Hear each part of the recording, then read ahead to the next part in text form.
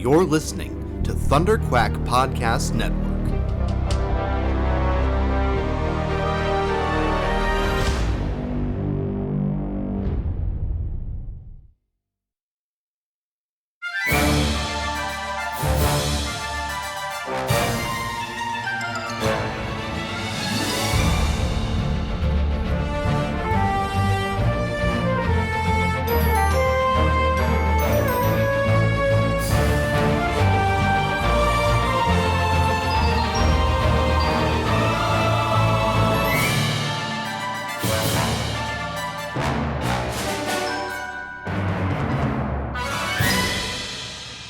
Hello there, and welcome back to Force Perspectives. Welcome back. Welcome whenever it is that you're listening to this to Force Perspectives for part one of Ahsoka, Master and Apprentice. I am your host, as always, Michael Cohen, and joining me once again for this series, his return, the illustrious Joe Hogan. Greetings, Exalted One, from the past. From the past. This is the thing, and I've discussed this on other podcasts, but podcasts exist in liminal space, right? People use that term a lot, and they use it wrong. They use it they use it to mean like ethereal, like, oh, this is this is like a liminal space, you guys. It's so liminal here, and like they think it means like an ethereal, like otherworldly experience. That's not what that means. The things that I just said mean that, but liminal actually means like outside of time and space, right? So, a podcast episode is very literally a liminal space, because you and I are recording this on August 23rd at 8 o'clock at night Pacific time, but no one's gonna hear this until the AMPTP gives a fair deal to the WGA and SAG-AFTRA. And so, like, even at the point of recording this, which usually we record a podcast and then it's like, well, it'll be out in a day or two, right? It's not like we don't do these live. It's not an instantaneous thing anyways. But at least usually we have an idea. We have a target date, right? We know, right. Oh, I'm going to put this out tonight after we record this. Nope. With this one, it's just happening. It's happening now. And I think importantly, like, you and I want to react to this show. It's a big deal. I'm a huge Star Wars Rebels fan. It's my favorite piece of Star Wars. So I didn't know that. I mean, I knew you like Rebels. I did not know it was your favorite War Star. Well, like, Kanan is my number 2 character, right? Like, nobody will ever surpass Obi-Wan Kenobi because he's Obi-Wan Kenobi, right? But Kanan Jarrus, like, shot up past everybody else to become number 2, right? Like, beating out Han Solo, Luke Skywalker, everybody, right? Rebels also put Darth Maul into the number 5 spot, making him like because before that, like before Clone Wars, like the final season, and Star Wars Rebels, Darth Maul was a character that I was kind of like, yeah, whatever. And even in Clone Wars, in earlier Clone Wars, I was like, he's good, like I like him, he's a good villain. But Sam Witwer's performance, especially in season 7 of Clone Wars, like, managed to bring that up. But but like that moment with Obi-Wan in the final season of Star Wars Rebels, or final season, or season 3? Season 3. In season 3 of Star Wars Rebels. It was season 3. Yeah, yes. It like yeah, I mean, like, that's, like, I talk about it all the time. That is my favorite lightsaber duel in all of Star Wars, because it's 3 strikes, but it's the thousands, the millions of permutations of that battle that don't happen that are the most interesting to me, right? But so Star Wars Rebels contains it, like, it's got I hated Thrawn. I hated Thrawn as a character. Like actively, physically reviled the character from the Timothy Zahn books.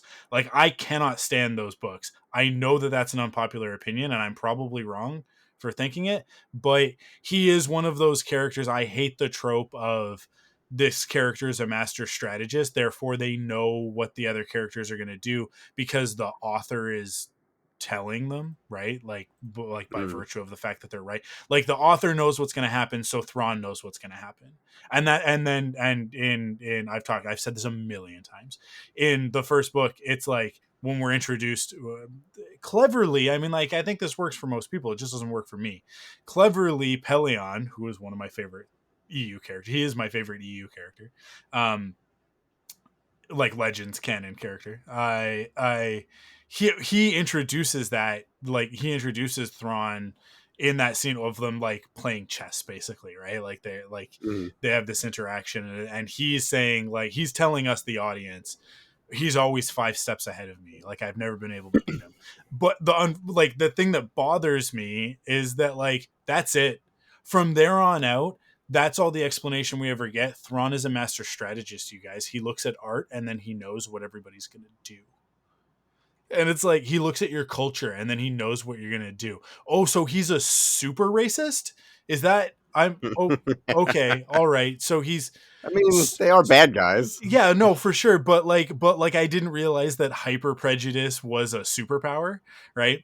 But anyways, I hated that character. And then the writing of that character in Star Wars Rebels was like, oh no, look at this. Like, look, okay, yes, it's a contrivance. The Calicori didn't exist prior to this storyline, but then, like, they wrote it so that it's like there's an actual thing that he looks at, that he can go like, well, I can look at this, and if I know what I'm looking at, I can study your entire family line and know what type of a person you are based on how you were raised. I also know who Cham Syndulla is, so I know a lot based on that, and I also know a lot based on this. And then he, like, actually says things, like, he actually lays out how he knows what Hera is gonna do before she does it, like how he's able to. And since she's the leader of Phoenix Squadron, it's like they're screwed because he's got her number, right? And it was like, see, like, that's how you write that character. That's how you write that character. And then Timothy Zahn, because they've brought back this character and made him canon again, Timothy Zahn gets to write more novels about him, and one of them you'd think would be rad, because you're like, well, it takes place in Imperial era, like in the Rebellion era, and it also takes place during the Clone Wars, and Anakin and Vader and Thrawn are in, like, both storylines, and this is how they interact and everything. And you're like, that sounds like a great idea. And then you read it and you're like, this is the most, like, Melba toast dry story I've ever read in my entire life. And it's like, it just like the only good thing in there is the moment when Thrawn is like, well, I know that you're Anakin Skywalker because I know Anakin Skywalker, and you are showing me that you're Anakin Skywalker, right? Like, there's a good moment in there, but, like, the rest of that story is just like, oh my God, shoot me, I'm not finishing this book. But I mean, like, to be fair, that is most Star Wars novels. That's most Star Wars novels these days. Most of them are so like they all get to the third act, and in the third act they're like, and then action starts happening, and you're like, really?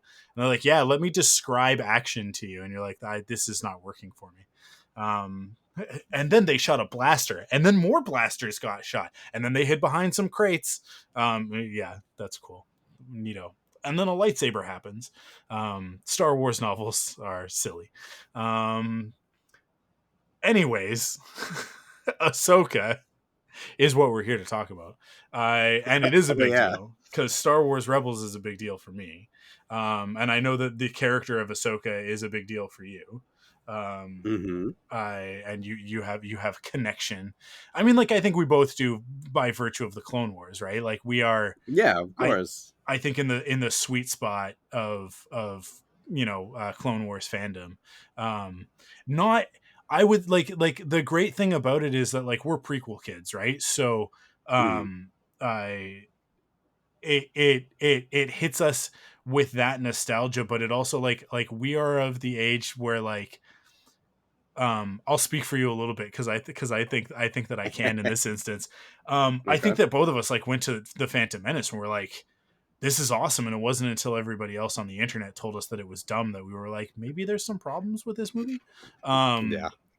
Pretty much. Yeah, and same with Attack of the Clones, and then maybe a little bit less with Revenge of the Sith because, you're getting older and you're learning more about film critique, and you're like, there's a lot happening in this movie, but really no explanation for any of it. But it's pretty cool. And then they fight for 30 minutes at the end, and you're like, I guess that's neat. I guess that's neat. Yeah, it's neat. Revenge of the Sith is a great movie in spite of itself. That's the problem with that one. But then the Clone Wars happens in 2008, and I goes like, hey, like all those problems with the prequels, especially like with Revenge of the Sith, being like, hey, we're gonna fast forward to the good part and skip all of the important things that happen, and all the character development and the reason why Anakin makes the choices that he makes. Yeah, here it is. And it's going to be a rocky road because like the first 2 seasons are kind of hit and miss, and then in season 3 halfway through we're really going to find our stride, and then you're going to get 2 more great incredible seasons, heartbreaking stuff, incredible stories, some of the best Star Wars that's ever been made, and then we're going to get canceled. But that's okay because like we were still working on stuff and we're going to release it anyways on Netflix, and then that's the end of the series. Except, psych, it's not the end of the series. After Star Wars Rebels is completed, we're going to put out one more season. I mean, like, after Rebels and Resistance were finished, right? Clone Wars came out after season 2 of Resistance completed, I think. Is that the timeline? I don't remember. Excuse me. I do not remember. Well, okay. Yeah, no, because was done. Resistance would have been finished in 2020. So when did Resistance finish? Resistance would have finished at the beginning of 2020, right? Because season 2, okay. Because season 2 happens after The Last Jedi, right? So like okay, yeah, that makes sense. Right? Because season 2 is like where it's like it's actually like happening, like the first bit of season 2 is happening concurrently with The Last Jedi, right? Mm-hmm. Like it's yeah. Anyways, yeah, and then season 7 happens, and it is one of the best seasons of television ever made, as far as I'm concerned, because they were like, we can't do all of these stories, but we have to do the best ones, and so I mean, like the Martez sisters stuff is maybe a little bit, but it's important because it sets up other stuff. But whatever. But like Siege of Mandalore is I mean, Siege of Mandalore is the best Star Wars movie in some respects. Like, it's just like, it's definitely the best prequel. It's the best of the prequel films. If you cut that thing into a movie, it is the best prequel film. But Siege of Mandalore and everything else that's happened with Ahsoka is what gives Anakin's choices in Revenge of the Sith weight, right? Like that movie tried to rely on the stuff with Padme as enough motivation that he has this like quick 180 turn and becomes a bad guy. But it was really all the Padawan Lost stuff in like season 5 of Clone Wars that really like gives us a good reason for Anakin's turn, right? And then Siege of Mandalore just makes it heartbreaking because you're like, these two, like, oh, like this can be reconciled. Maybe she'll come back to the Order. Maybe things will be all right. And then Order 66 happens and everything goes to hell. So, yeah, it's like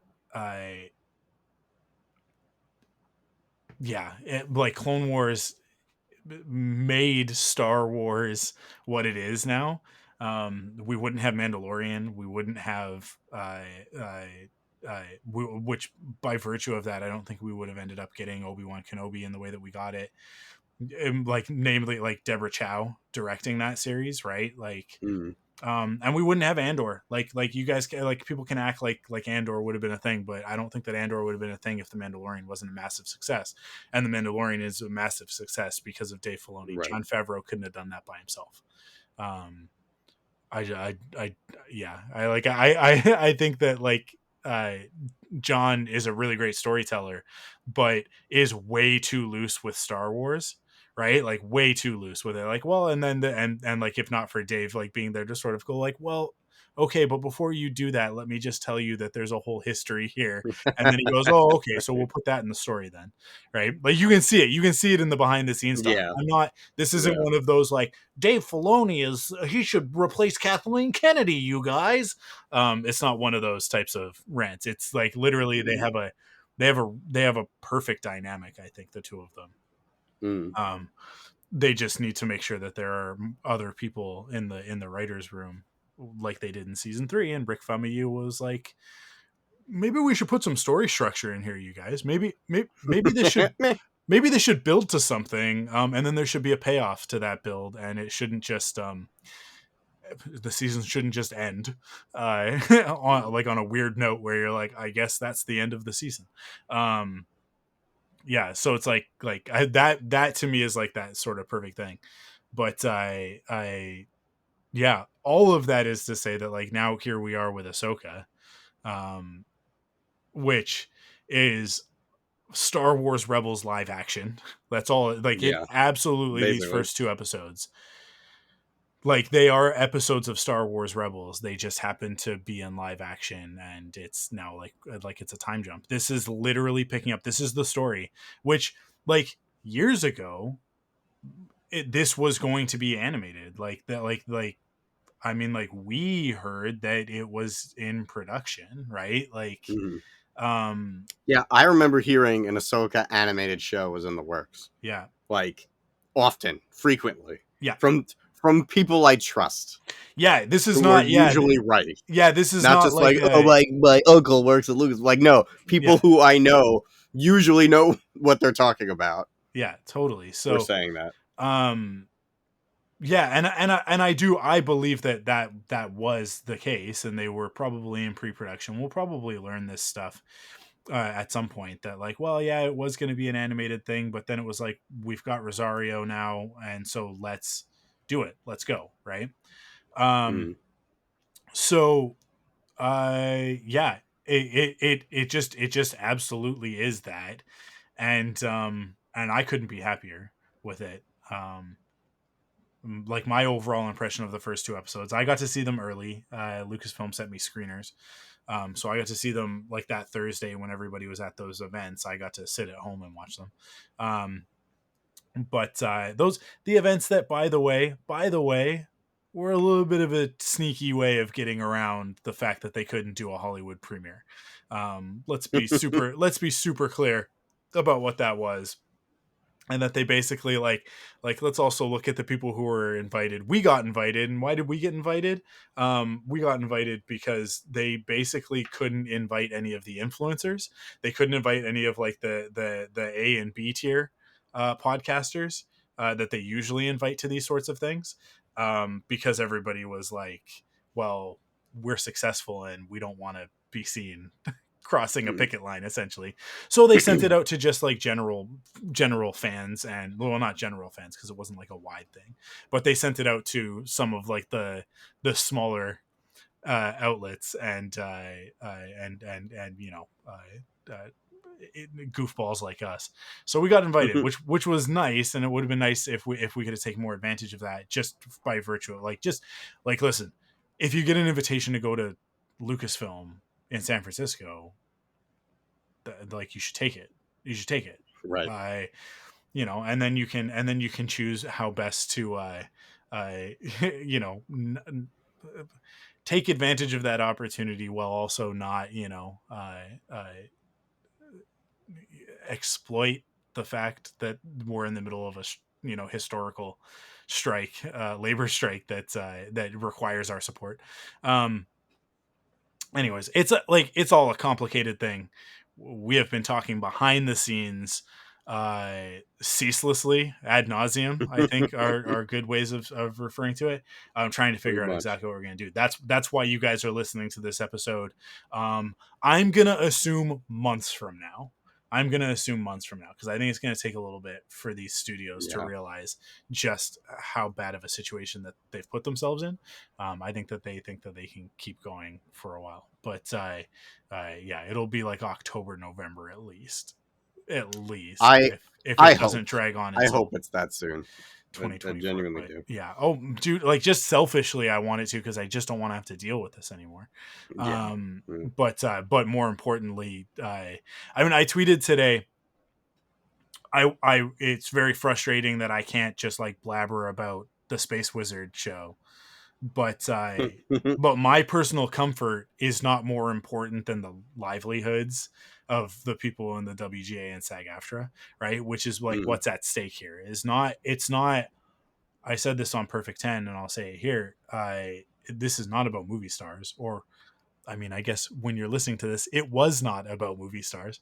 That's the positive thing, is that if you're listening to this, it means that they made a deal. It's Yay. probably not great, but it's good enough that everybody decided that they get back to work. And so Mm. that's a positive. That's a win. But I yeah, like we're talking about the ham and eggers, man. We're talking about regular everyday folks that just want to have health insurance for their family, and want to get Unreasonable. want to get paid, like, because people will be like, well, if they want to get that, then they should work more. And it's like, well, no, you're talking about people who are working probably 60 to 80-hour weeks sometimes on these productions. They are overworked and they are underpaid because the caps that they need to hit in order to get their insurance, they can't, like, they're not meeting them because they'll work like 80 hours a week for 3 months, right, and then be off for like 4, right, like waiting for Mm. the next project. And so like these gaps and stuff create problems where like within a calendar year they're not hitting these benchmarks in order to qualify for insurance. And that, like, these, like, the reason why is because the studios don't want to pay them, right? So Yeah. anyways, we don't need to get into all of that. It as I said, it is theoretically resolved at the point that you're listening to this. So Yay. um I I hope so, man. I hope it's quick. yeah, I hope so too. I Mm. hope so. I hope that this, like, Yes. I hope these are out before the series is done. Like, I hope that like the last couple episodes we can do, Oh, that'd be awesome. release on time. Yeah, that'd be cool. But if not, you're listening to this and there are 8 episodes of Ahsoka that have just dropped all at once. You just All at listen to all of once. them. Um, You should just put them together so it's like 18 hours of one episode, the whole series. yeah. Um, that's what the saga continues will do, just like for their first episode, talking about episode, well, like part 1 and 2 of this, because those guys don't know when to stop. They put out like 4-hour episodes. It's ridiculous. Whew. Okay, let's get into it. Let's get into it proper. Joe, I've talked a lot already. So You have? Doesn't yeah. sound like you. What did you think of these first 2 episodes of Ahsoka? All right, I have no idea if this is a hot take or not. Hmm. I never really use Twitter. I have not been checking anything on Reddit. Reddit is kind of where I usually end up reading into like fandom opinions and stuff like that. So I'm usually a Reddit guy. I have no idea if anybody agrees with me. I don't know if this is popular or not. I think it's great. I thought it was very slow. It felt to me like these first 2 episodes, as much as I loved these first 2 episodes, they felt to me like, well, a lot of people are too cool for school with watching animated shows, so they don't know who a lot of these characters are. So we just kind of have to show you who they are first before we actually get into the show. Because, like, I kept, like, I don't know. Everything was very well choreographed. I keep, in my head, I keep comparing it to Book of Boba Fett. Mm-hmm. I did not enjoy Book of Boba Fett overall. Yeah. I was not a fan of that show. I am a fan of this show. And so far, I would say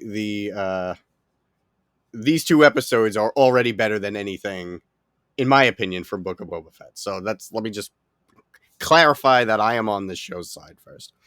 But with that said, everything for me in these first 2 episodes felt very low stakes, which I get it. You got to start somewhere and then build somewhere. But the more I thought about it, I'm wondering if I started with episode 3 next week and did not watch these first 2 episodes, I don't think I would have had any trouble following along what's going on. Because really all we establish is that, okay, who Hera, Sabine, and Ahsoka are, which we kind of already knew who Ahsoka was from Mandalorian. If we're just looking at the live action stuff, we already know who Ahsoka is. Yeah. None of the action was very high stakes for someone who has seen these characters. We know Sabine's not going to die, even though it's from a stab wound. Yeah. We know she's not dead in the first episode. We know 5 droids are not going to kill Ahsoka. She's going to be fine when this fight is over. Like the 2-minute fight with Marek, who I guess is an Inquisitor because he has an Inquisitor lightsaber, but like no one really acknowledged. He was just kind of like there, and then like I don't know. It for me, these 2 episodes were more about, let's catch up the other guys first so that everybody's kind of on a more equal playing field, and then we'll launch into the fun adventure. Because I wasn't excited at any point. Like, I was excited to see, oh, cool, Lothal in live action. But someone, again, like, who's never seen, like, the animated stuff is going to be like, okay, this is a planet. All right. So I don't know. Like, I don't know how I should feel about this. As much as I enjoyed, music was amazing. I love the score. Yeah. All of the actresses and actors are killing it as the characters that they're depicting. Yeah. So that's like, I feel like I'm complaining, but I'm not. It's just like, okay, these 2 episodes weren't for me. Stop sulking. Next week it's gonna get awesome. Like that's where my head is right now.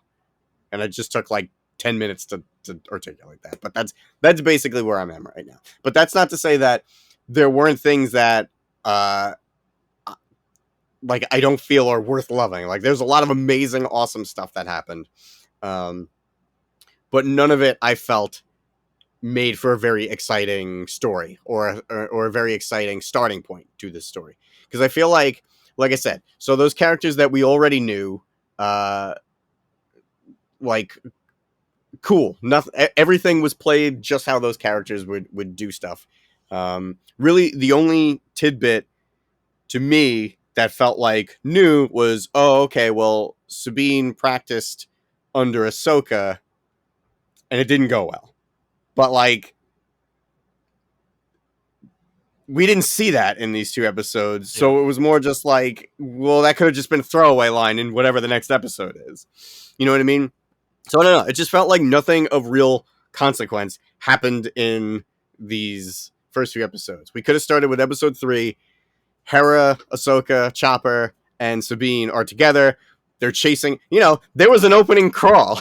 Like, make that the opening crawl. Oh, we're working together. They're chasing down these 2 randos who, for some reason, have a map on how to get to where, for some reason, someone knows how to get there, even though it was through hyperspace at the end of Rebels. I don't know. I feel like I'm rambling and not articulating myself very well. So I'm gonna cut it there because I'm sure you have about a million rebuttals to like everything. So yeah, go for it, man. Take it away. How do you feel? I don't think that I had the same issues with the pacing that you did.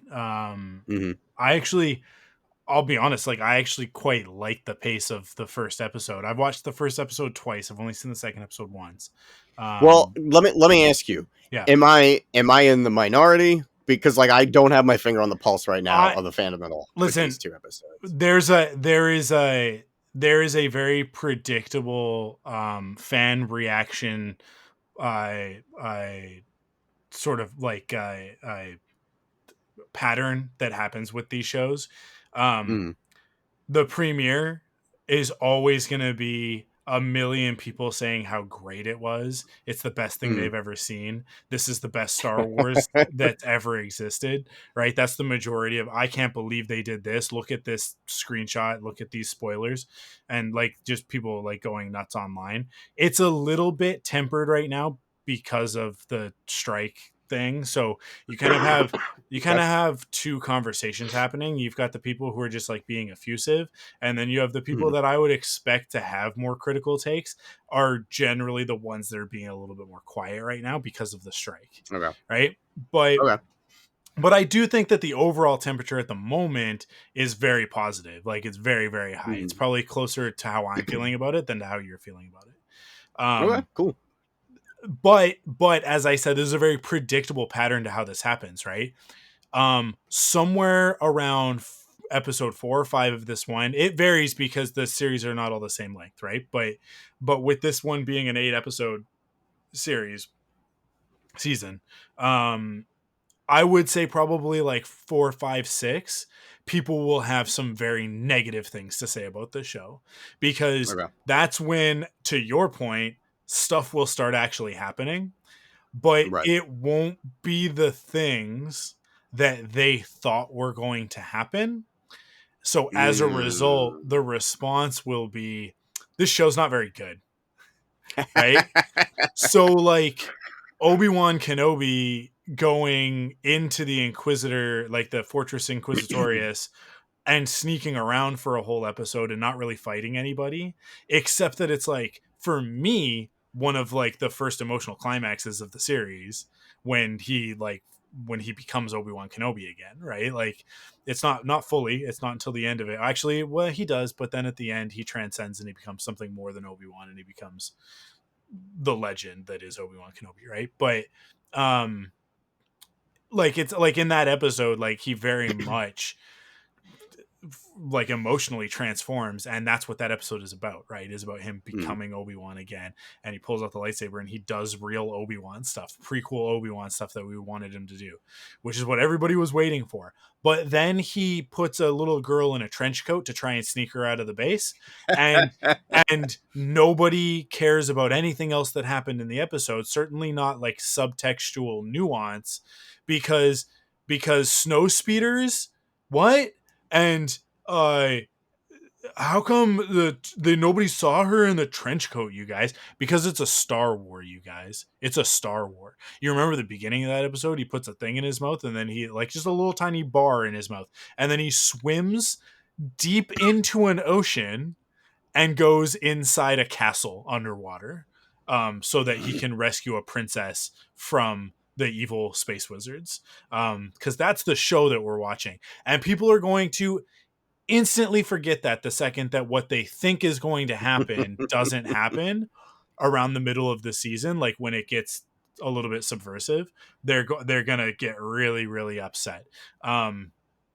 So like just wait for that, and then the season finale, everybody will think the show is the best Star Wars has ever been again. Like it just kind of has this like parabola, right? Of like it starts high and then it dips below to, this is the worst thing that Lucasfilm has ever done. Kathleen Kennedy is a big dumb poo poo head, and then it goes back up to, Dave Filoni is the best and he should get to make everything. And it's like, it's funny how they only talk about certain people when they're talking about certain things, when really everybody's responsible the whole way through. But that's fine. There's a larger lesson to be learned here, but nobody's listening, so it doesn't matter. Like it's, guys, it's been like a decade and no one's changed their tune. It's the same thing over and over again. But whatever. And then 3 months after the show has concluded, everyone will have come to a consensus that it was bad, that it was not Oh, good. okay. The special effects could have been better, right? Like, oh my God, you can totally tell that that giant space whale is not real, you guys. It looks like a special effect, you guys. Well, Mm. it's a giant space whale, guys. Yeah, it's going to look like a special effect because it's not real, and it's a television show. It's a television show. It doesn't have a $400 million budget like a Star Wars movie does. Relax about it a little bit. Like, just be grateful that we're getting these great stories, but nobody cares about the stories. That's the thing. Is that nobody cares that Obi-Wan Kenobi, like, was an untold story about Obi-Wan and Leia having an adventure that makes watching A New Hope a heartbreaking experience now, right? Like, A New Hope was a fun adventure before, and now when I watch A New Hope, Obi-Wan's like, yeah, your dad. Yep. And you're just like, oh my god, the one thing that he says is just like it's gonna snap me in two. And then it's like Ben Kenobi, where and you're like, oh no, like, but he's gonna die. You're not gonna get to see him again. And then now Obi-Wan looks over at Luke and Leia running to the Millennium Falcon, sees the two of them together, and goes, my job's done. It's not about Luke anymore. It's about the both of them. It's about the two of them. Mm. So it's about the twins. It's like it makes all of Star Wars is better by virtue of that story existing. And that's the thing for me that like I will look back on Ahsoka, and Ahsoka will have done something. It will have done something. Everybody's like, I saw a headline for an article on Polygon that was like, Dave Filoni is the plot line or storyline doctor or whatever. He's gonna fix the sequels the way that Clone Wars fixed the prequels. That's what he's doing with Ahsoka. What? And I was like, okay, first of all, these 2 episodes, that's a massive stretch. That is a massive stretch. If anything is happening with this series, them going outside of the galaxy, if anything is happening, they are setting up whatever is coming for the Yeah. New Jedi Order stuff. And Mm. I will tell you right now, we are going to see the Vong at some point in this series. It's happening. You think so? I'm In call- Ahsoka?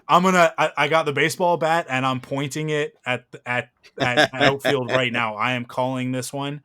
Yes. 1,000%. I don't think that we're not going to see like a Vong capital ship and a bunch of them attacking somebody.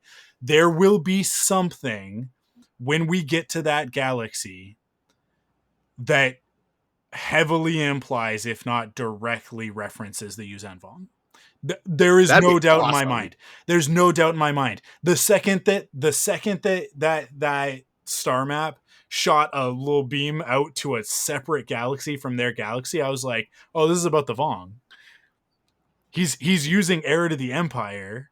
Like, he's retconning Heir to the Empire to set up New Jedi Order. Because Dave does stuff like that. Like, this is how he does Well, things. they were going to be in Clone Wars, don't forget. Mm-hmm. Well, and like this. Listen, we can set this up. We can do an Outbound Flight TV series at some point, right? Maybe it's That'd be animated, neat. maybe it's live action, but you can do that, right? Because we're gonna plant a bunch of seeds in this one. Like, yeah, it is absolutely coming. Like, Mando is doing stuff for the sequels, right? It's very clear that all of the Snoke stuff, all of the Palpatine, Sith secrets, cloning, blah blah blah, that's all happening in Mando. This is different. This is separate. This is a spin-off of that. I do think that some of these characters are going to come back into Mando. I think that now that we have Hera established, that we will see her in the next season of Mandalorian. Mm. I don't think that we will see Ahsoka, Sabine, or Ezra in the Mandalorian now. I am getting the distinct vibe that like this literally changes everything for me on like what I thought the big plan was. I do think that they are building towards like the big movie, but the big movie is going to be a setup to the First Order, and the First Order has nothing to do with. It's going to have nothing to do with Thrawn. Thrawn is not like, I think that we're going to discover that like these are things that were happening, like two separate Imperial remnants at the same time. That the finale of Mandalorian, of season 3 of the Mandalorian, like very very heavily implied that Gideon and all of this cloning stuff is separate from Grand Moff Tarkin, or Grand Moff Tarkin, Right. Grand Admiral Thrawn. Good old Tarkin. Right, like it's a separate No, I thing. agree. Like Yeah, I agree with they're that. at odds, actually, that like because the implication from Pelion was like, listen, Gideon, just wait until Thrawn comes back. He's going to shut down all of this stuff that you've been wasting time on, right? But we know, with the foresight of having seen the sequels already, that what Gideon was working on, and by the way, Gideon's not dead, guys. Gideon's not dead. Gideon Oh died, yeah, not come on. the Gideon didn't die. What Gideon has been working on with the Sith Eternal is still happening. it has to, because that's how the prequels happen, right? Like, or sorry, the sequels Mm. happen, right? So going to another galaxy and Thrawn being a separate thing to me is like, okay, like this is new Jedi Order stuff, and this is all setting up that like this will be our explanation for where Ahsoka was during all of the sequels. It will be our explanation for where Sabine and Ezra were. Like Ah, it will be a very, very good, convenient reason why those characters are absent from the sequel stories when they pretty good. are still around, and it gives a perfect opportunity for when Rey discovers that there's a whole Jedi Order out there. And like, let's not okay, I'm gonna give spoilers for Jedi Survivor right now, okay? So if you haven't played Jedi Yeah, it's Survivor months yet, from now anyway, so I think that we're safe. I think that we'll be we've safe. played it. Yeah. um it whatever Cal and Marin end up doing can also play into that, because we don't know the physical location of, I can't remember the name of the planet, but the planet that they go to in that one, that's like Yeah, that like edge of the their tomorrow sanctuary planet, galaxy. right? Yeah, yeah, Like yeah.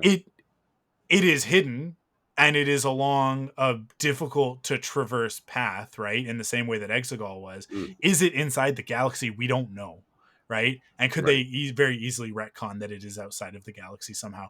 Like, is that what they're doing here? Because there is very clearly a um there is some sort of a plot point at play here, that there is a way to travel to this other galaxy that is otherwise impossible, right? Because traveling between Mm, galaxies would take way too long, right? Like that's the whole point of Outbound Flight, is that it's like they built a ship big enough to travel outside the galaxy and everybody could survive, right?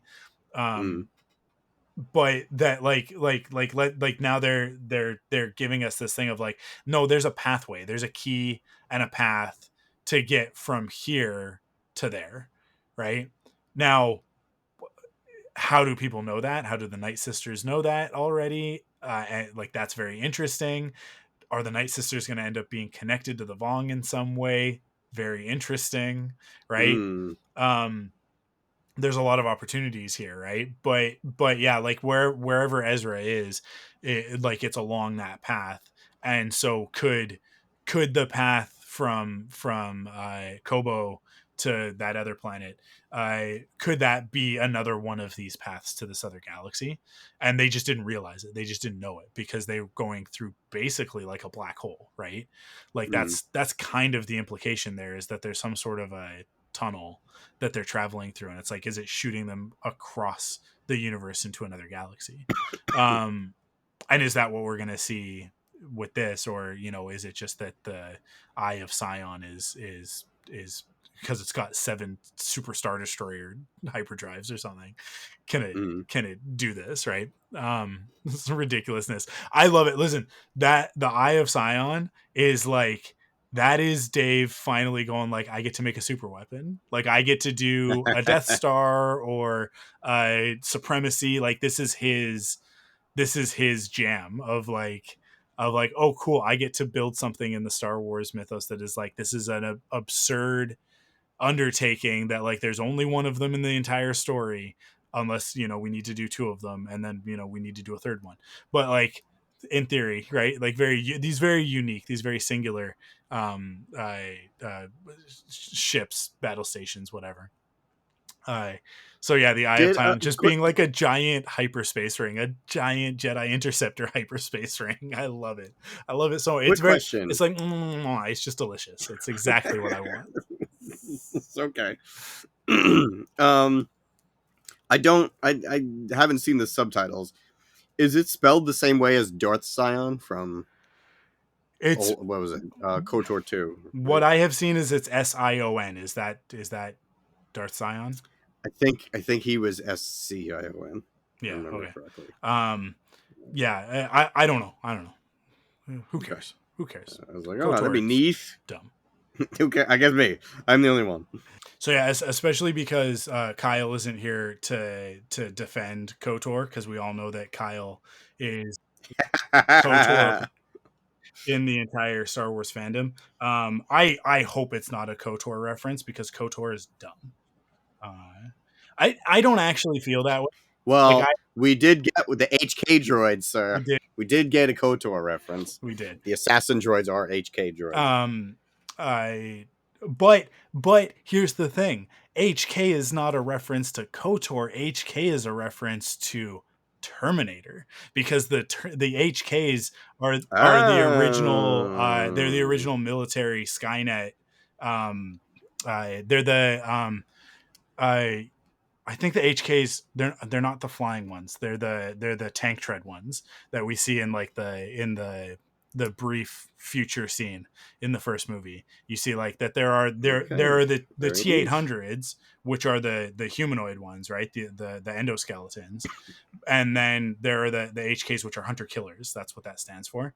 I bet you didn't know that I had a deep wellspring of Terminator fandom knowledge, but I do. It's in my brain and I can't get rid of it, and I don't want to because the Terminator franchise is fantastic. Jeez.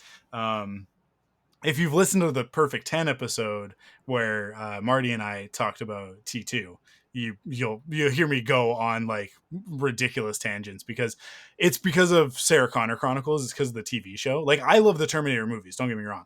And when I say that, I mean I love the Terminator movies. Genesis doesn't count. And I I I what's oh the terrible one.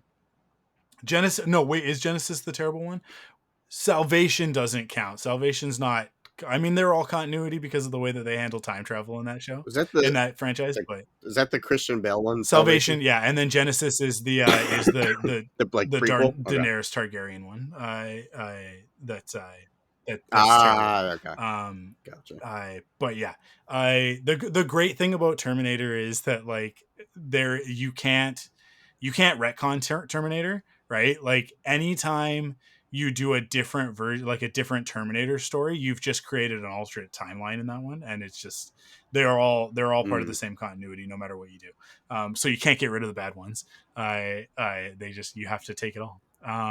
But anyways, so HK is a reference to Terminator and not to not to I mean like HK 47 being called HK 47 is a reference to Terminator. Right. As far as I know, I don't think it goes further back than that. Terminator, like James Cameron might have been referencing, I don't know, maybe like there's a Ray Bradbury or an Isaac Asimov sci-fi story that uses HK as hunter killer, like that designation. But as far as I know, it originates from Terminator.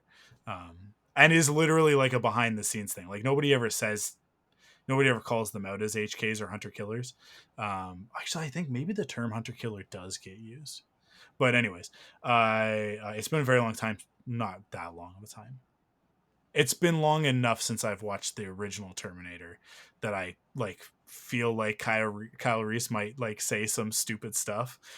You know how those movies work, like all these movies, all these things work, where somebody just says like a bunch of nonsense that the actor doesn't understand, but it's just written in the script and the writer knows what they're Right. talking about.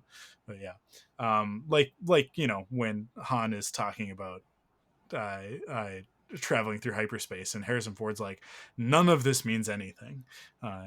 And then Oscar Isaac is like, so I'm the best pilot in the galaxy. And then Harrison Ford's like, okay, sure, whatever. And it's like he actually is, but that's fine. And then he asks Harrison Ford, like Oscar Isaac asks Harrison Ford, like, what do you, as the guy who like went there first, like, how do you sell it? Like, how do you act? And then Harrison Ford was like, here's the secret. It's all pretend. you just do stuff and then they make it look like you're in outer space. It's like, yep, okay, yep, fair enough. That's great. Harrison Ford is the best. No. What are we talking about? What show are we talking about? Is this Ahsoka? I don't know who even knows anymore. The funny thing is that like Marty and I, when we were recording for the Obi-Wan stuff, we very much fell into a recap style show, even though that wasn't the original plan. It's like I'm not gonna write recaps. We're not gonna. But then it ended up being that like we ended up going like through scene by scene, beat by beat. And I was like, oh, maybe we should we go back to that? And then like you and I are recording for like, I don't know, we've now recorded for almost an hour, and it's like there's no there isn't even an opportunity, like there's no chance for the two of us and the way that we talk about things to ever get on track. Like which is No, great because it means that it's just not us. we're never off track. We're like, yeah, sure, Terminators are a bit of a tangent, but it was related to a Star Wars thing. Yeah, so it's all fine. Everything's fine. But let's get back into talking about Ahsoka, about this show. And like I specifically want to talk about the fact that the name is a misnomer. It is not accurate. This is not Ahsoka's show. This is very much Sabine's show. And if like I guarantee you that will play out, that like this show is about Sabine, and it's an ensemble, right? Like we have our little crew. Hera, I don't think will be in much more past this next episode. I think that we'll see her in the next one, and I don't know if we'll see her past that, but because I think that once Ahsoka and Sabine are like off, right, like once they head off on their adventure, that I think that Hera will be staying behind as part of the New Republic, right? They're not going to go off on this adventure on the Ghost. Is sort of my point. Like the Ghost, Hera and Jason will all still be there, and then they'll show up in Man. Where is Yeah, well, Jason? we haven't seen him yet. I look. We are making a big assumption based on a Lego minifig that he will be in the series. I think it's a fair assumption. I do, but at the same time, like we'll see. It's a pretty fair assumption because the minifig changes things about the character's design, pretty significant stuff about the character's Right. design that caused Yeah. a whole ruckus when that like, man, this is the thing.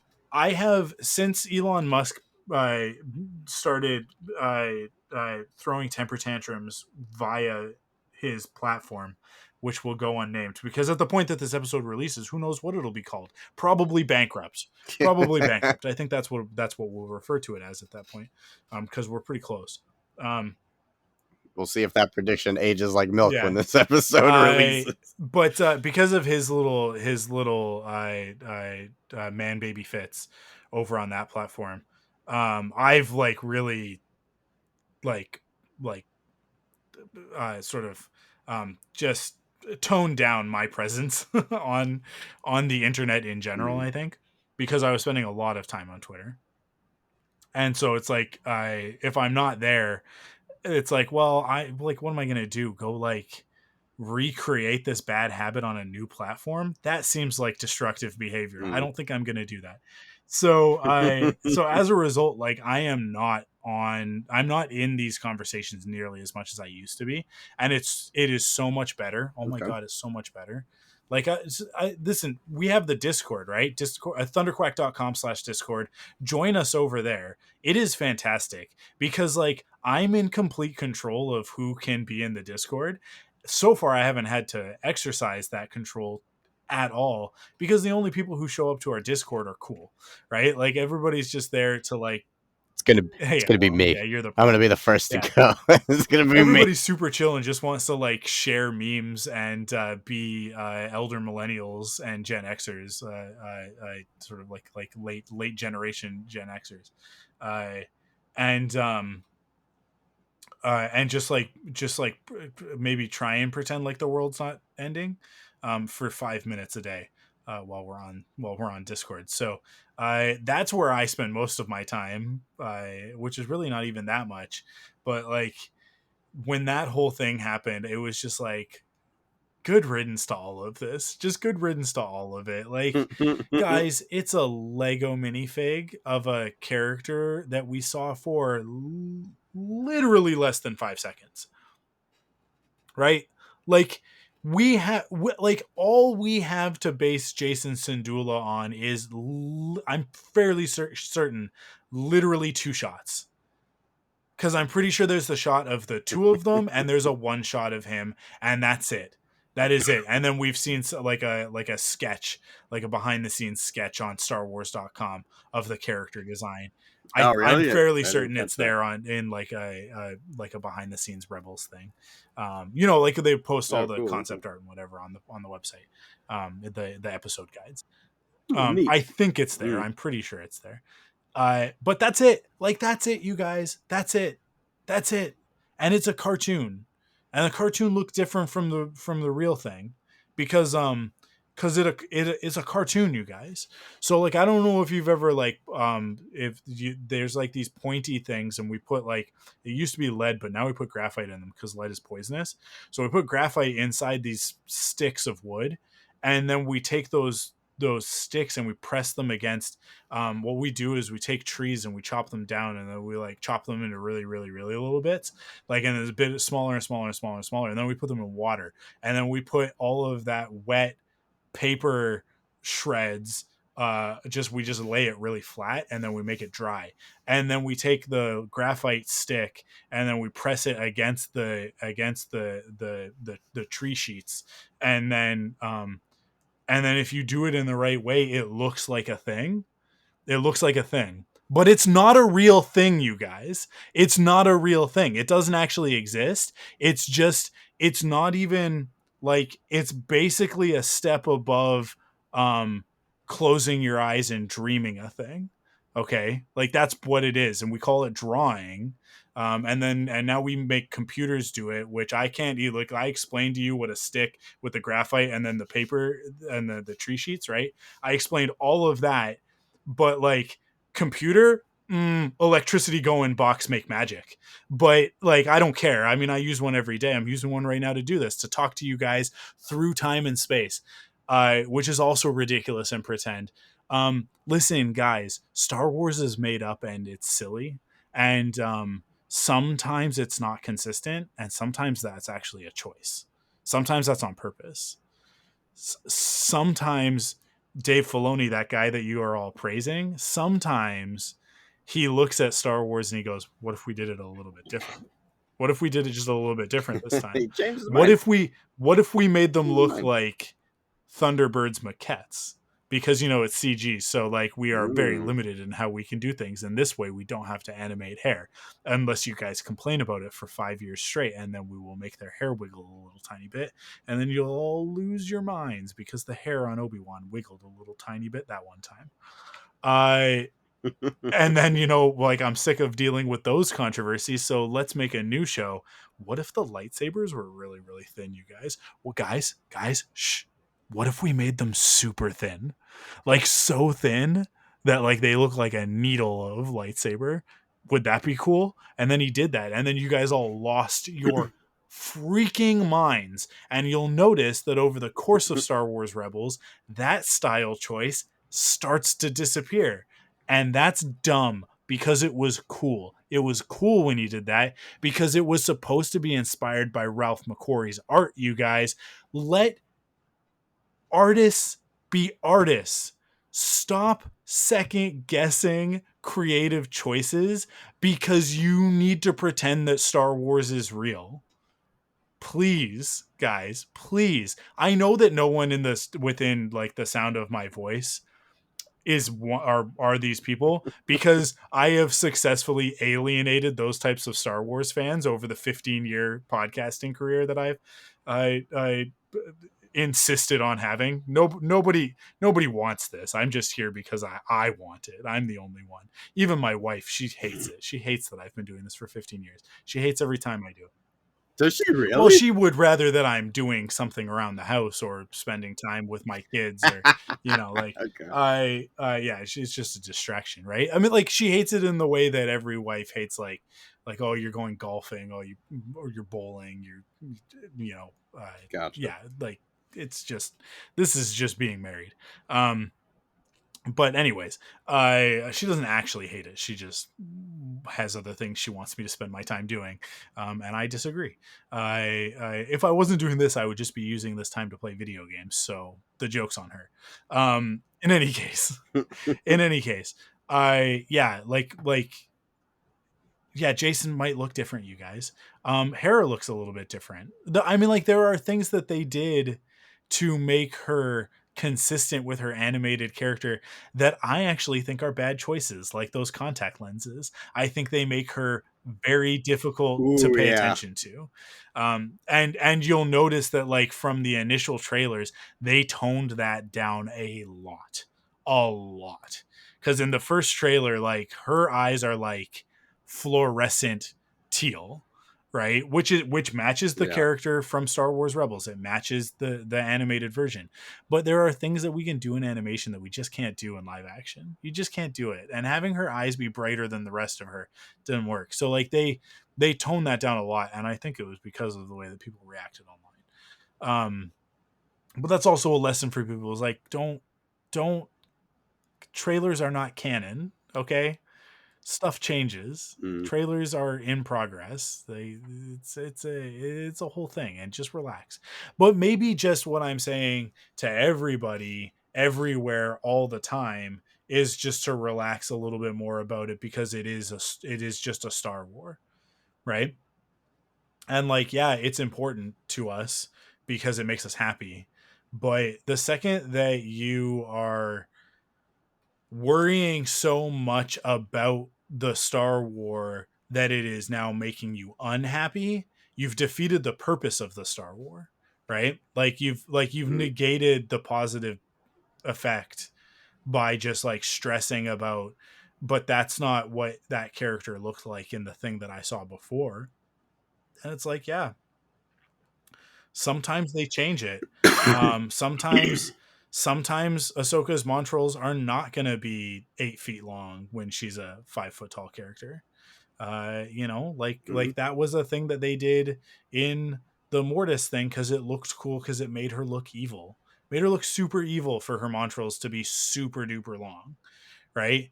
Longer than Shakti's, right? Like that character design was, it served a purpose, and, like, and it nailed it. It was exactly what it was supposed to do.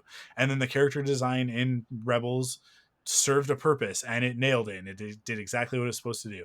And I personally think that what they're doing with the live action one is very good. I think it's very good. I also think the Montrals could be a little bit longer. Bugs me how short they are. They could be a little bit longer, but I feel like they made them a little bit longer they too, I though. think they definitely, It was very short they in were very Mando. short in her first appearance in Mando, for sure. I think Yeah. they changed up what they made them from. Like, I think that, because when she's running away from the explosion, which I want to talk about, I think there's a reference in that explosion, by the way.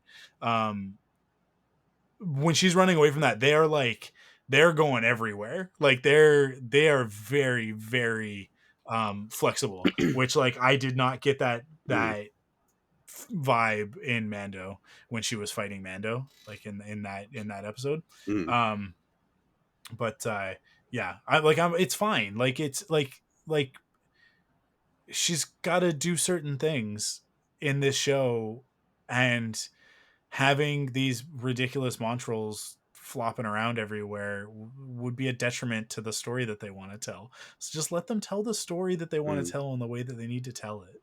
You know, um, that explosion, when the HKs self destruct, I the explosion is a defoliator explosion.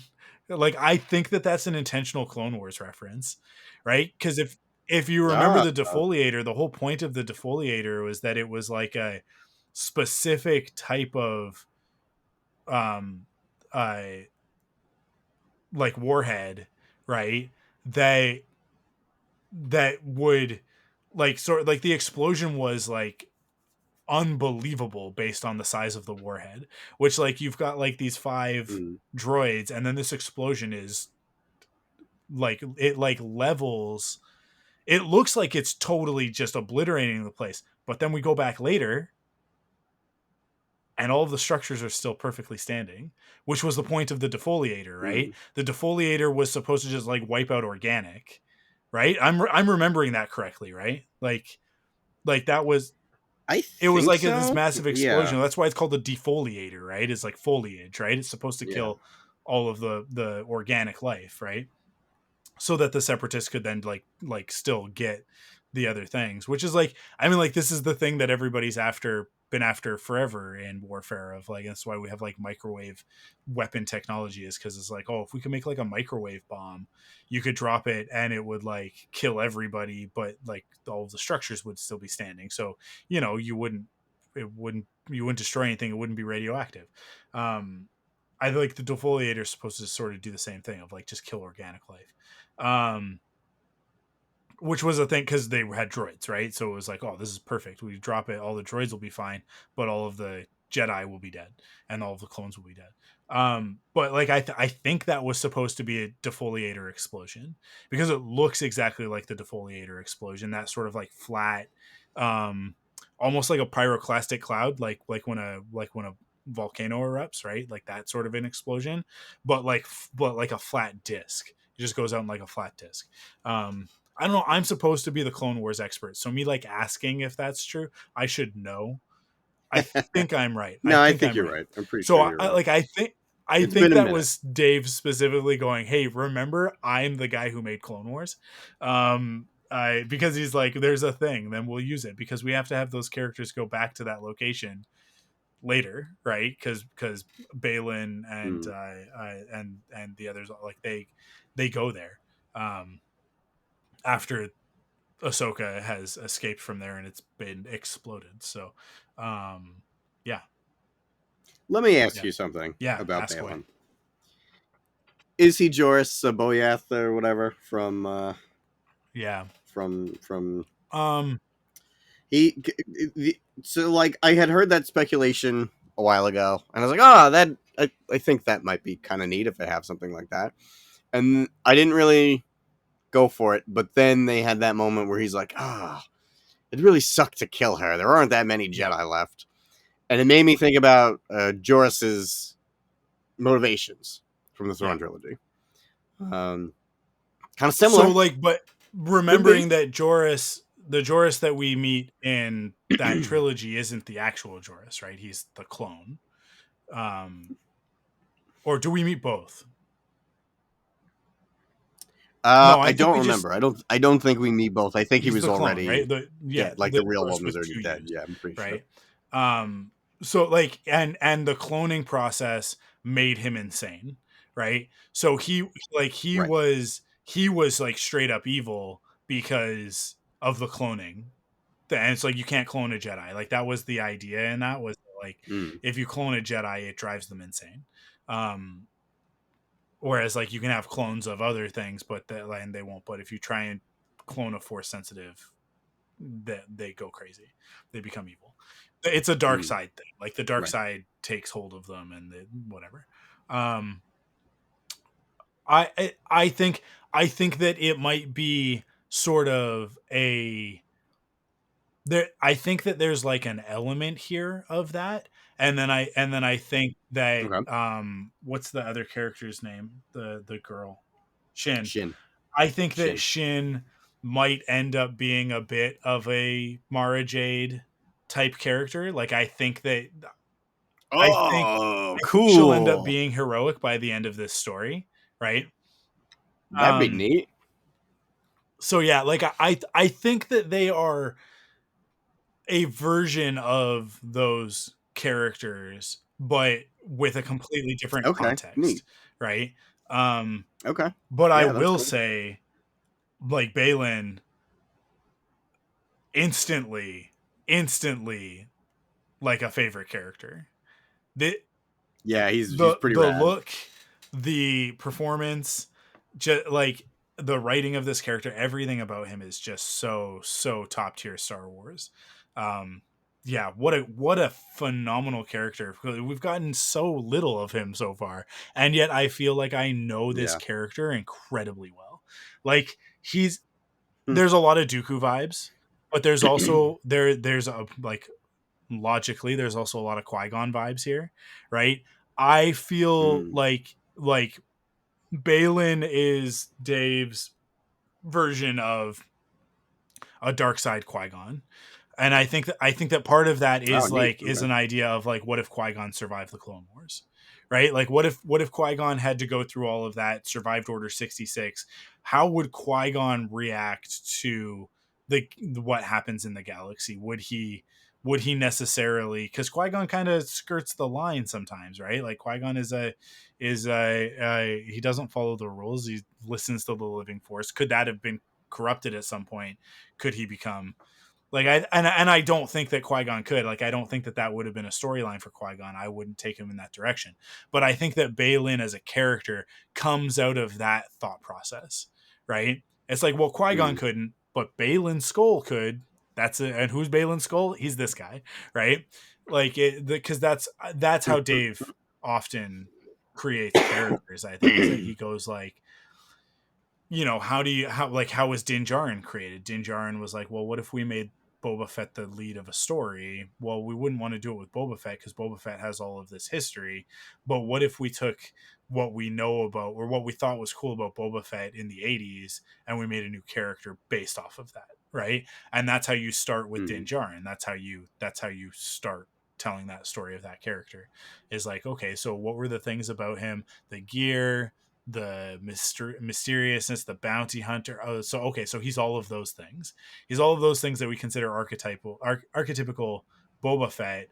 But then, like as the story goes on, it's like, well, he was rescued from the Separatists by the Mandalorians, and he's got this separate code, and blah blah blah, right? And then you develop the character from there.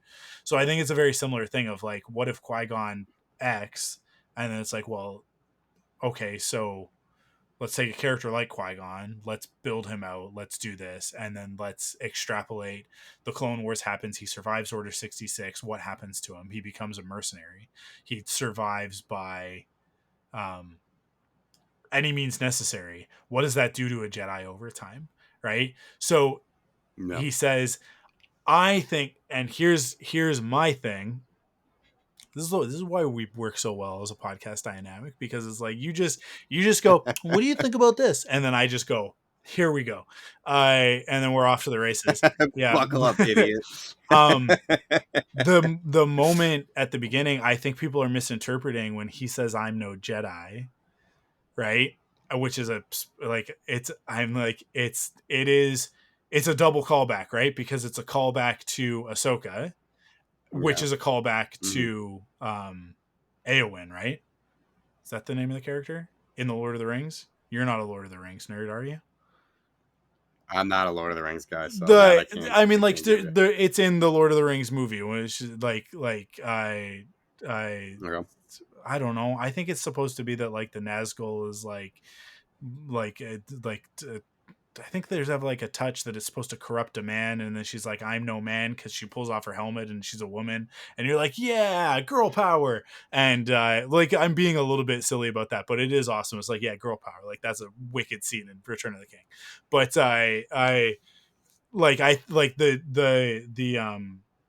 the Ahsoka line is a reference to that, because Dave is a huge Lord of the Rings nerd.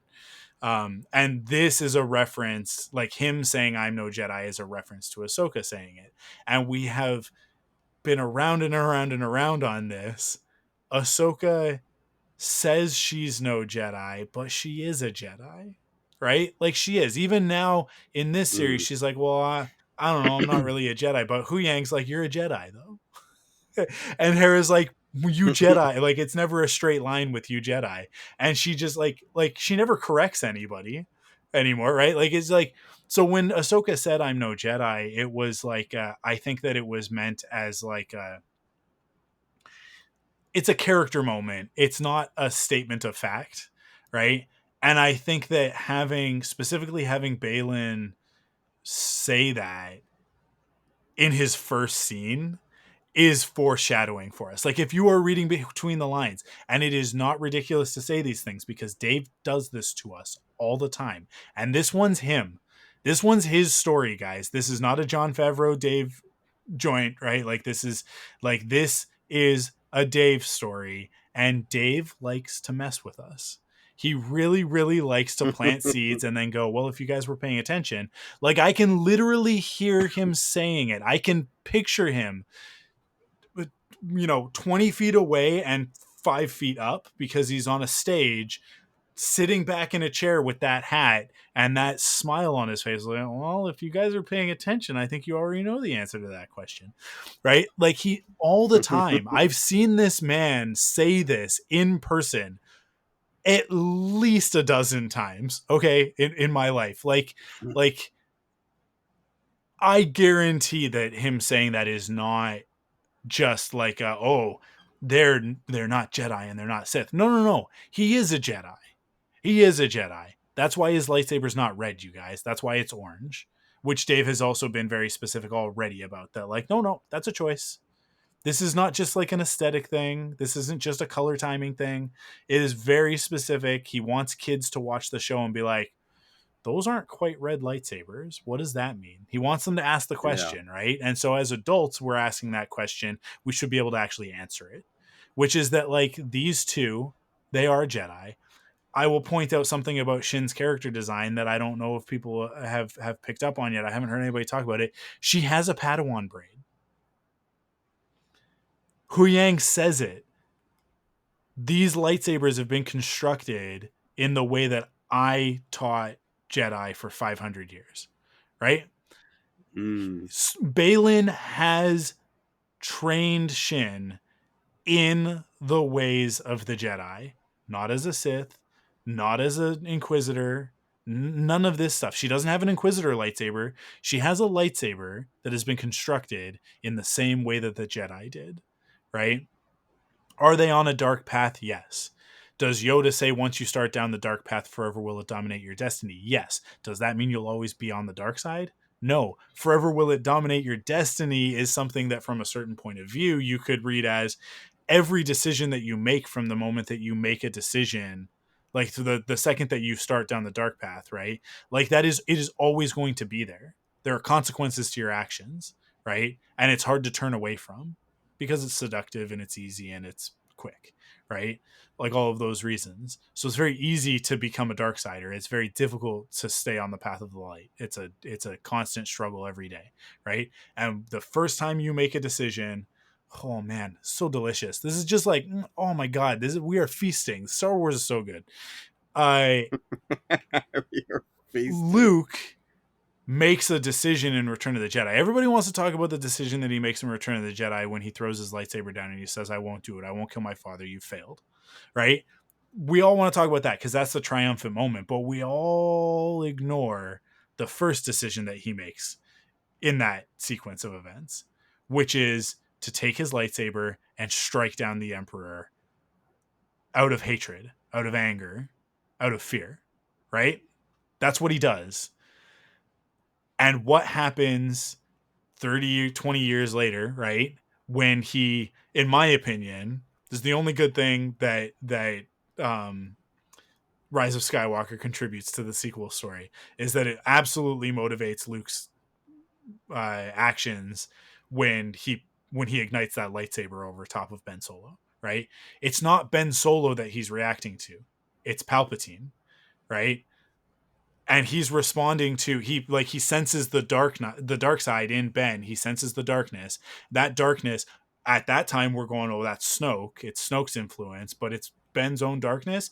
But now we know actually it was Palpatine manipulating very, very heavily, right? Like, and he'd been there since Ben was a child, messing with him, putting him on this path, right? So when I say like this all ties back, once you start down the dark path, forever will it dominate your destiny. Luke starts down the dark path in that moment, right? He calls the lightsaber to him, he ignites it, and he does make the stroke. He does the action. Whether or not he manages to kill the Emperor, he does, from a motivational, from like an action standpoint, a moral standpoint, he crosses the line, right? He strikes down the Emperor, not injustice, not because this is what's right for the galaxy, because Palpatine is a corrupt influence and he's causing all of this pain. That's not why he's doing it. It is very specifically, you're going to hurt my friends, and I care about my friends, my possession, my friends, my attachment, and I'm going to strike you down for that reason, out of hatred, fear, anger, right? All of that stuff. So that dominating his destiny forever, it comes back. That moment comes back. The next time that he encounters that same presence that he felt in the throne room on the Death Star, so appropriate. It's up on my desktop right now. It's one of the Galaxy of Adventure shot from that one episode of Vader and Luke in front of Palpatine. It's like I'm like looking right at it. It's so good. I like that, all those emotions, those feelings, that moment when he did go down the dark path, it comes flooding back, and it's instinct, he says, right? It's just for the briefest moment it takes over, and he ignites his lightsaber in the same way that he did in that moment. That's what, to me, that's what that's talking about, right? So like, it doesn't mean that these characters will be on the path of the dark side forever. It doesn't mean that they need to die for doing bad things, right? It does, like, that's not the only atonement. Self-sacrifice is not the only way to atone. So yeah, I look at Balin and I look at Shin, and I don't see Sith, I see lost Jedi, and that's a very different thing, right? And I see an opportunity. I see a path back to the light. That's the lesson of the original trilogy. And if Ahsoka hasn't learned that, then that's a waste. But Ahsoka has learned that. I know, we know that Ahsoka has learned that because Ahsoka says stuff to Luke in Mando, in Book of Boba Fett. So confusing. She says stuff to Luke in that scene, like with that conversation. She says stuff to him that is basically, she's reaffirming his choice, right? Like his choice to save his father, right? Because that's sort of like the subtext of some of that conversation that's going on there. As she talks about Anakin to Luke, it's like when she's saying, like, I see a lot of you, like a lot of him in you, right? There's so much going on in that writing. It's doing a lot of heavy lifting, but it's all subtext, and it is all like, it is her saying, like, Anakin was a good man, saving him was the right thing to do, you did the right thing, don't lose that. And she's saying it to him because Luke is kind of not on the right path, right? But Ahsoka, and now we have more context because of this Sabine stuff.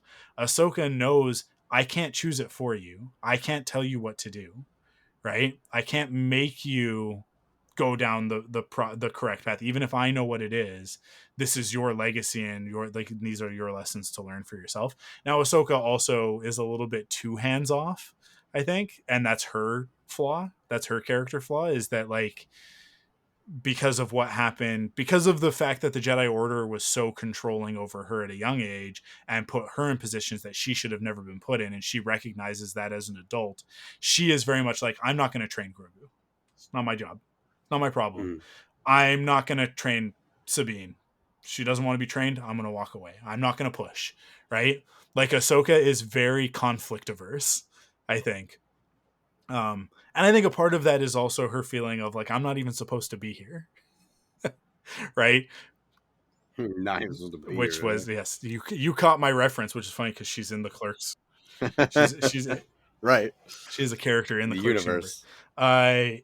Yeah, like she's supposed to have been taken off the board, and Ezra brings her back, right? So I think that Ahsoka's perspective is very much, I like she is looking at it as, like, Thrawn is a threat that I can deal with because Thrawn was also removed from the board, and he needs to stay that way, right? So as one of the chess pieces on the outside of the board, she sees a chess piece trying to come back, and she's like, not on my watch, right? Like, so she is the outside Jedi, not the inside Jedi. So it's like her interactions with Luke, I think she keeps very metered and very like, I'm gonna nudge you in the right direction, but I can't tell you what to do. You have to figure it out for yourself, and it has to be your choice. It has to be your decision. So there's a lot of stuff like that going on there.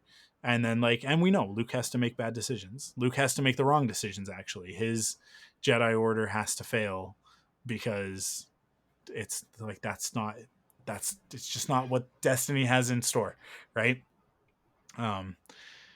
Yeah. You can't solve the problem with the same thinking that created it, right? That's like the paraphrasing of the Einstein quote, that he may or may not have actually said. it turns out. But anyways, Oh, I okay. yeah, and so like that's Luke's big failure, right? Is that he thinks that he can restore the Jedi Order, and it's like, well, the Jedi Order actually shouldn't be restored, and then he mislearns that lesson and puts himself into exile and screws everything up.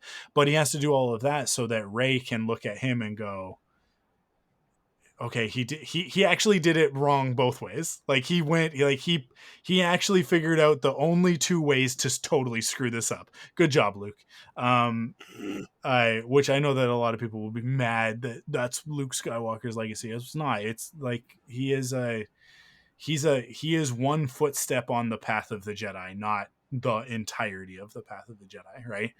Mm. And Rey is the next step. So Rey will take his lessons, which his lessons are informed by the lessons of Obi-Wan and Yoda, who like they screwed up way bigger than Luke did.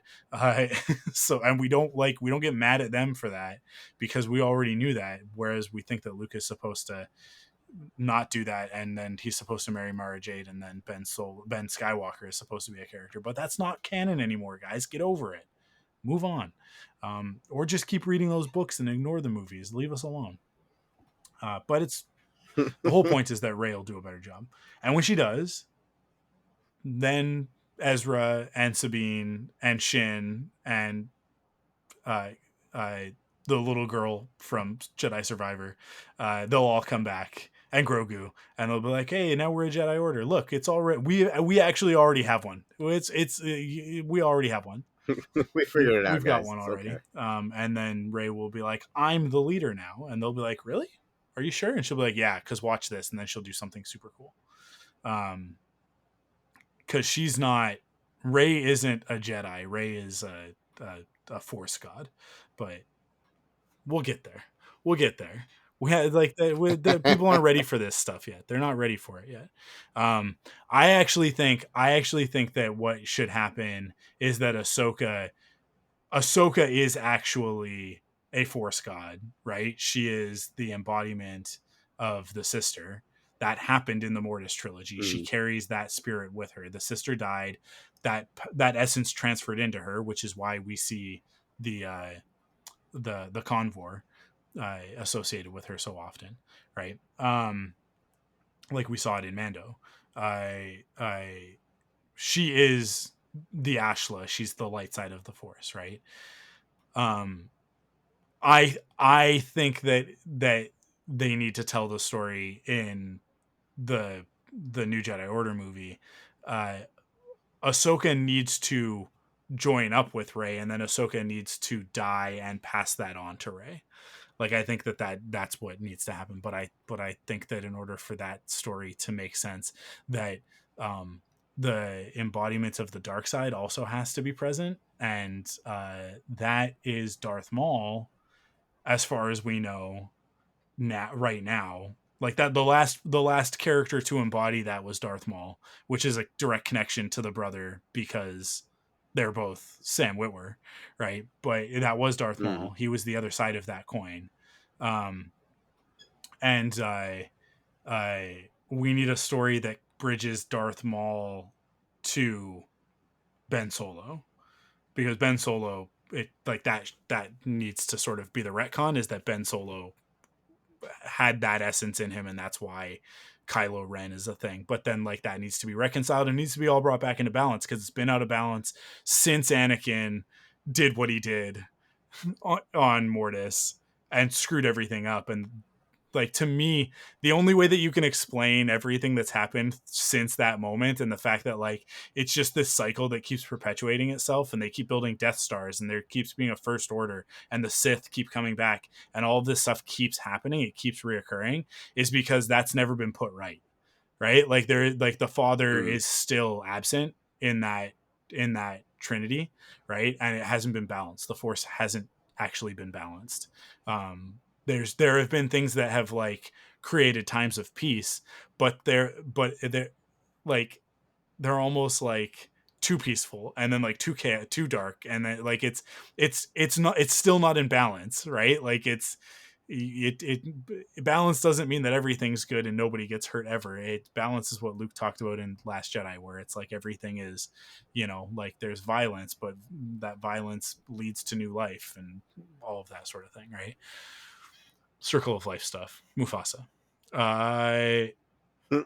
So to me, it's like that storyline needs to be reconciled, and that's a George storyline. So it's like we'll never fix it unless that happens, unless the Mortis gods are restored. And I don't like it's like Ahsoka carrying that with her is a problem, because it's actually like it shouldn't be with her. It should be in the world between worlds, which is where Mortis is. If we want to read between the lines, Mortis is outside of time Mm. and space, and the world between worlds is outside of time and space, and it appears differently at different times for different purposes, right? Um, but yeah. Anyways, Oh, is that like is that your understanding, or is that like confirmed canon that Mortis and the if world you between listen to worlds are kind everything of? that Dave Filoni has ever said about the world between worlds, I am not going to if do you that. if you hunt But down go every ahead. time he's ever talked about it on a panel, at a convention, in an interview, all of that, it is my belief that that's what he's getting at. Is that the Okay. world between worlds appears the way it appears to Ezra in those scenes, because that's how Ezra views it, right? He doesn't Okay. understand what he's seeing, and the world between worlds presents itself because the world between worlds is the Force, right? It is what Obi-Wan talks about. It's like it surrounds us, it penetrates us, it binds the galaxy together. The world between worlds is that Force, right? Like it's created by it, but it also feeds it, right? Like it's a paradox. Mm. it's not it's not an actual place that you go to, and then this is literally what he said. It's not a bunch of doors that you can go through, and Ahsoka knows that, right? She explains that to Ezra, because when Ezra looks and he's like I can save Kanan, she's like, no, you can't, right? She also knows she can't go through the door that Ezra came through. She has to go back through the one that she came through, right? Like that's how that's got to Mm. work. And she understands that it would destroy her. It's not possible. It's just not possible. And that Ezra also like can't go through, right? Like I think like there's a like the idea is that there's a little bit of a loophole that he got around because he was also there. So it's like, so the world between Mm. worlds, like the Force is kind of like, well, you're also there, so it's like he's kind of there twice. It's a bit of like it's a paradox. It's time travel stuff, so it's a little bit weird, but it's not time travel really strictly speaking. Um, but you couldn't just go back into the world between worlds and then pop out somewhere else. But like Mortis, the the most logical explanation, which I don't know why we're trying to apply logic to space magic, but the most logical explanation for the missing time or the lack thereof, because they go into Mortis and no time passes essentially. When they come out, it's like nothing happened. Um, and Mm. and I believe we're meant to understand that like they don't remember what happened on Mortis. There's no like they don't have a Right. conversation about it afterwards. It's like it happened, and it's like but it's like it didn't happen. We, the audience, know that it happened as observers, but like Obi-Wan, Anakin, and Ahsoka have no recollection of Mortis. Um, there's a possibility that once Ahsoka enters the world between worlds and then exits it, I would say that like at that point she might have become aware, because she seems very much more with it.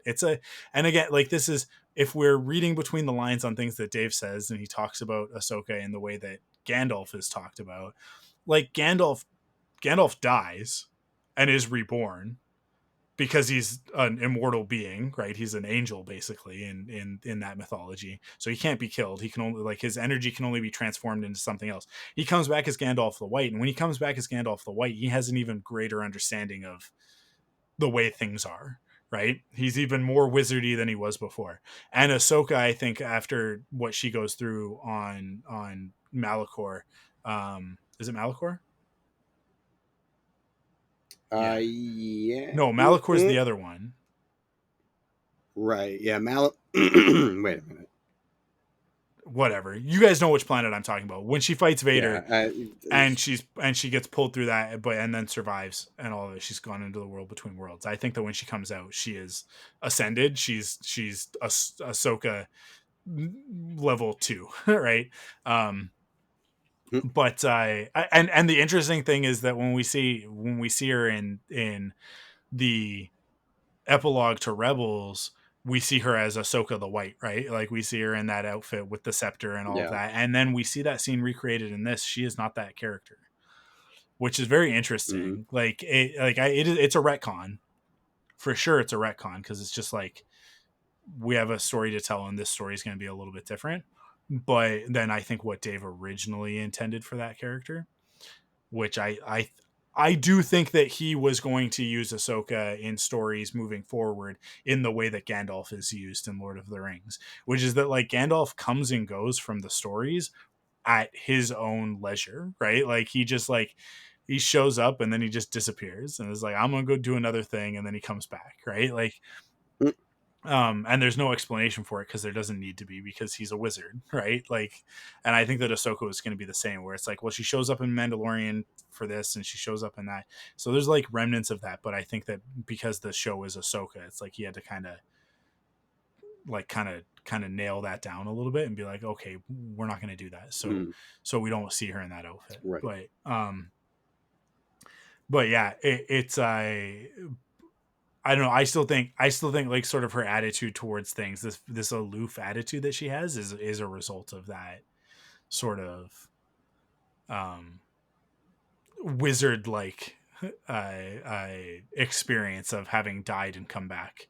Yeah. Um uh Her almost yeah. enlightenment. But it's like it's very similar to Gandalf. It's almost like like there is that element of like, I can't do this, but I have to tell you guys how to. Like that's what I'm here for, is like I'm here to impart the wisdom that you guys need in the moments that you need it in order to do the right things, right? So it's like because if you really pay attention in Lord of the Rings, Gandalf doesn't do much, right? He nudges them in the right directions, but is often absent for a lot of the biggest moments. Um, Goes off and does other things, right? There actually aren't that many times where he directly influences the outcome, except in the places where Sauron and Sauron have exerted their influence, right? He only ever like puts things back in balance. He doesn't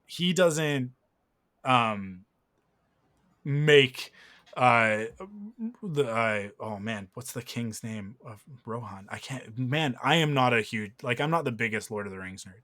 I just know the story fairly well. But he doesn't exert that influence.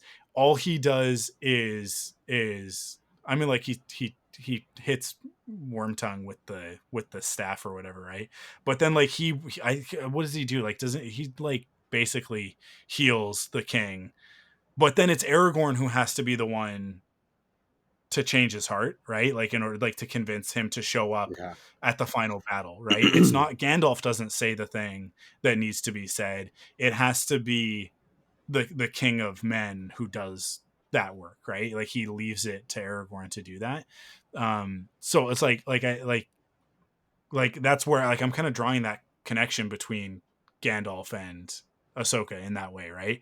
Well, what I'm saying about Luke is that like it has to, like, Luke has to be the one to establish his Jedi Order. Ahsoka can't establish a Jedi Order via Luke, right? I think especially because she sees herself as having been part of the problem, right? Like she's like, no, like our time passed. You're the new Jedi. You have to figure this out, right? Um, and she knows in the same way that I think that Qui-Gon understands when he meets Anakin. It's like there's something that I'm supposed to do here, but it's not. But it's Anakin. It's not me, right? Like I am not the one who will restore balance to the Force. Anakin is the one who will restore balance to the Force. He's the chosen one, not me, right? Um, yeah.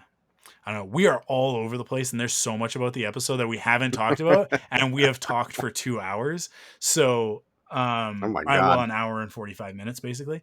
I Was there anything else about these two first episodes that you wanted to talk about? Uh, really, just little things. Nothing like too overly Well, allow me to existential or make anything like mountains that. It's out of just like, those oh, molehills for you. No, go all ahead. Go right. ahead. Rock music in Yeah, Star Wars. love it. I love it. It was great. It was cute. I liked it. It's just But little stuff like that. yeah, I thought that was a great intro for specifically Sabine. punk, right? Like that's like specifically punk Yeah, it was rock cool. and femme punk rock at that, which is just like yeah. Yeah, Um, it was. It was I've been rad. making the joke that this is girl Star Wars, right? Like that. It's funny. It's Dave is the one giving it to us, but it is very much girl Star Wars, girl power Star Wars. It's maybe not as femme gaze as it could be because it is Dave telling the story, but but our leads are women, right? Because we've got Ahsoka, Sabine, Hera, Shin, Morgan Elsbeth, right? Like most of the we'll have Mon Mothma at some point. We've seen from the trailer, right? Like most of I the keep main forgetting that. players in this story are women, and so the choice for her to be listening to punk rock, it's like what's the most punk rock thing that Star Wars can do right now? It's tell a story almost exclusively about women, right? Mm, What better way? Um, and so yeah, like her listening to that and Sabine being the vehicle for that, I think is so perfect because Sabine she is yeah. punk rock, right? Like that's her whole aesthetic is that Mm, she's a punk Mandalorian. So yeah, I so good, so fantastic, cool. What else you got? okay. No. Another one for you. Chopper and Huyang translates so well to live action. I can't wait for the Disney Gallery Ahsoka behind the scenes that shows us how they did Hu Yang, because he is very obviously a Mm, practical effect mixed with CGI, right? Like there is a mm, there is a digital character sometimes, but a lot of the time he is physically in the space. And mm, yeah, I mean, like, listen, here's the thing. I have a love hate relationship with David Tennant. I think that David Tennant is fantastic when he is utilized and when he is kept in check. When he's allowed to do his own thing, he is obnoxious as hell and I can't stand him. But as a tool in the tool set, he can be utilized incredibly well. He is so good as Scrooge McDuck in the DuckTales series, so All good. right. Oh my god, does he just embody the grumpiness and the just like the wit and the just everything about Scrooge that's fantastic. He's so good as that character. Um and there's actually a lot of that in Hu Yang. Hu Yang is a little bit more tempered. He's not a cartoon, right? So um but yeah, I love what they're doing with that character and like him being like this repository of like the old Jedi Order, um Mm, and sort of like the last piece of it, especially after Jedi Survivor, where like Vader destroys the archives, what was left of the archives. And mm, so it's like yeah, there is not much left of the old Jedi, but Hu Yang is this thing that like he taught Yoda how to build a lightsaber, and here he is in this show, Kraken wise, with Ahsoka Tano and Sabine Wren, and to a certain degree Hera as well. Um, mm. and then Chopper, yeah, man, in that second episode, Chopper steals the show. But Chopper always steals the show, always, forever. But that's the thing about Yeah. droids. That's what Leia says. Never underestimate a droid, right? Like R2, Chopper, BB-8. Like this is BD-1. Like this is I think that is probably the biggest thing, the biggest miss in Andor is that like I like B2 emo, right? I like that character, but um he's not in the story enough to really influence anything. Yeah. And he does Yeah. steal scenes in the ones that he's in, but all of these other droids, Lola, right, in Obi-Wan, Mhm. they affect the story. And like B2, he just doesn't really affect the story that much. He adds to the story, but he doesn't directly influence it with his actions. Whereas all of those other droids that I'm talking about, like, they get in there, they get their hands dirty, and that's one of the things that makes them charming. Is they're these Mhm. uh they're like R2 is Lassie, right? Like that's the whole thing. And then Chopper is the worst cat you've ever had. And I don't know what BB-8 is. He's kind of like, I find BB-8's a little bit of a mix of the two of them, right? He's a little bit, he's mischievous in a way that R2 isn't, and he's childlike in the same way that BD1 is. He's very similar to BD1 in that way. But Mhm. then like he's resourceful and intelligent in the way that R2 is. He's very much the successor to R2. But yeah, if you don't have a good droid, you don't have a good Star Wars. I don't know. To me, No. like, that is it's such an important part of it. It's such an important part of it. And yeah, Hu Yang is our fun droid for the Ahsoka side.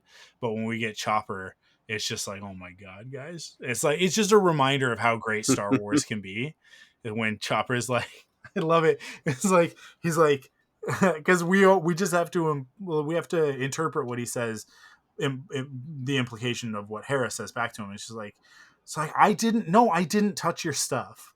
It's like, no one's Yeah. touching your stuff, Chopper. No one cares. You're the only one that cares. And then when she's like, did you check under the thing? And then that's where it is. And he's like, I found it. You're like, no, you didn't. Yeah. Hera found it, but okay, whatever. And then yeah, it's good.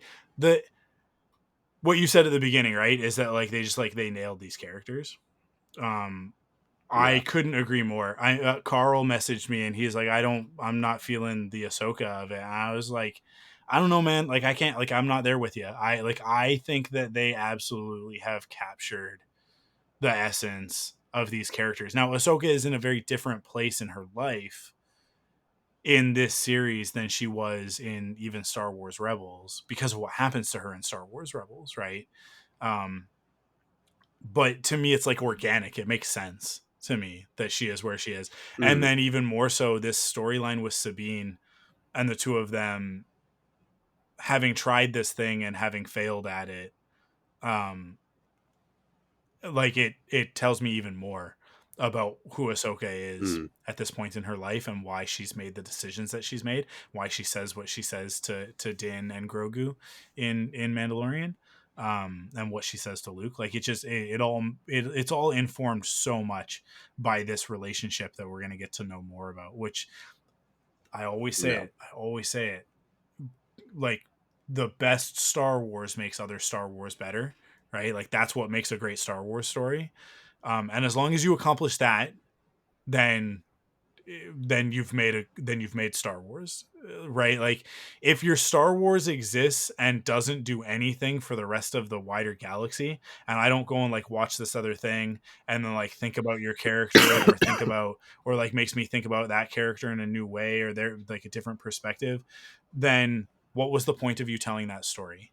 If it doesn't, like, honestly, if it Yeah. doesn't all drive back to the original trilogy and reinforce and make those stories better, then you're not telling a good Star Wars story. And I think that is my chief frustration with Rise of Skywalker, is that Rise of Mhm. Skywalker does the opposite. It actively undermines a bunch of stuff in The Last Jedi. It disregards the lessons of the original trilogy, right? Like, it like in Rey crossing lightsabers and shooting the lightning back at Palpatine until he explodes. How does that build on the lesson of Luke throwing down his lightsaber and saying, no, you won't turn me to the dark Mhm. side, you failed, right?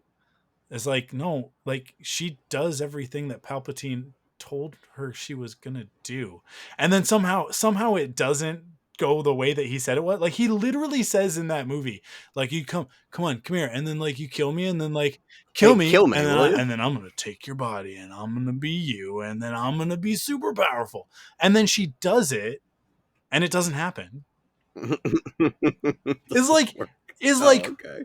10 minutes later in the story, it happens, and Yeah. it's nonsense. It's just nonsense. It like Yeah. it undermines its own story, you guys.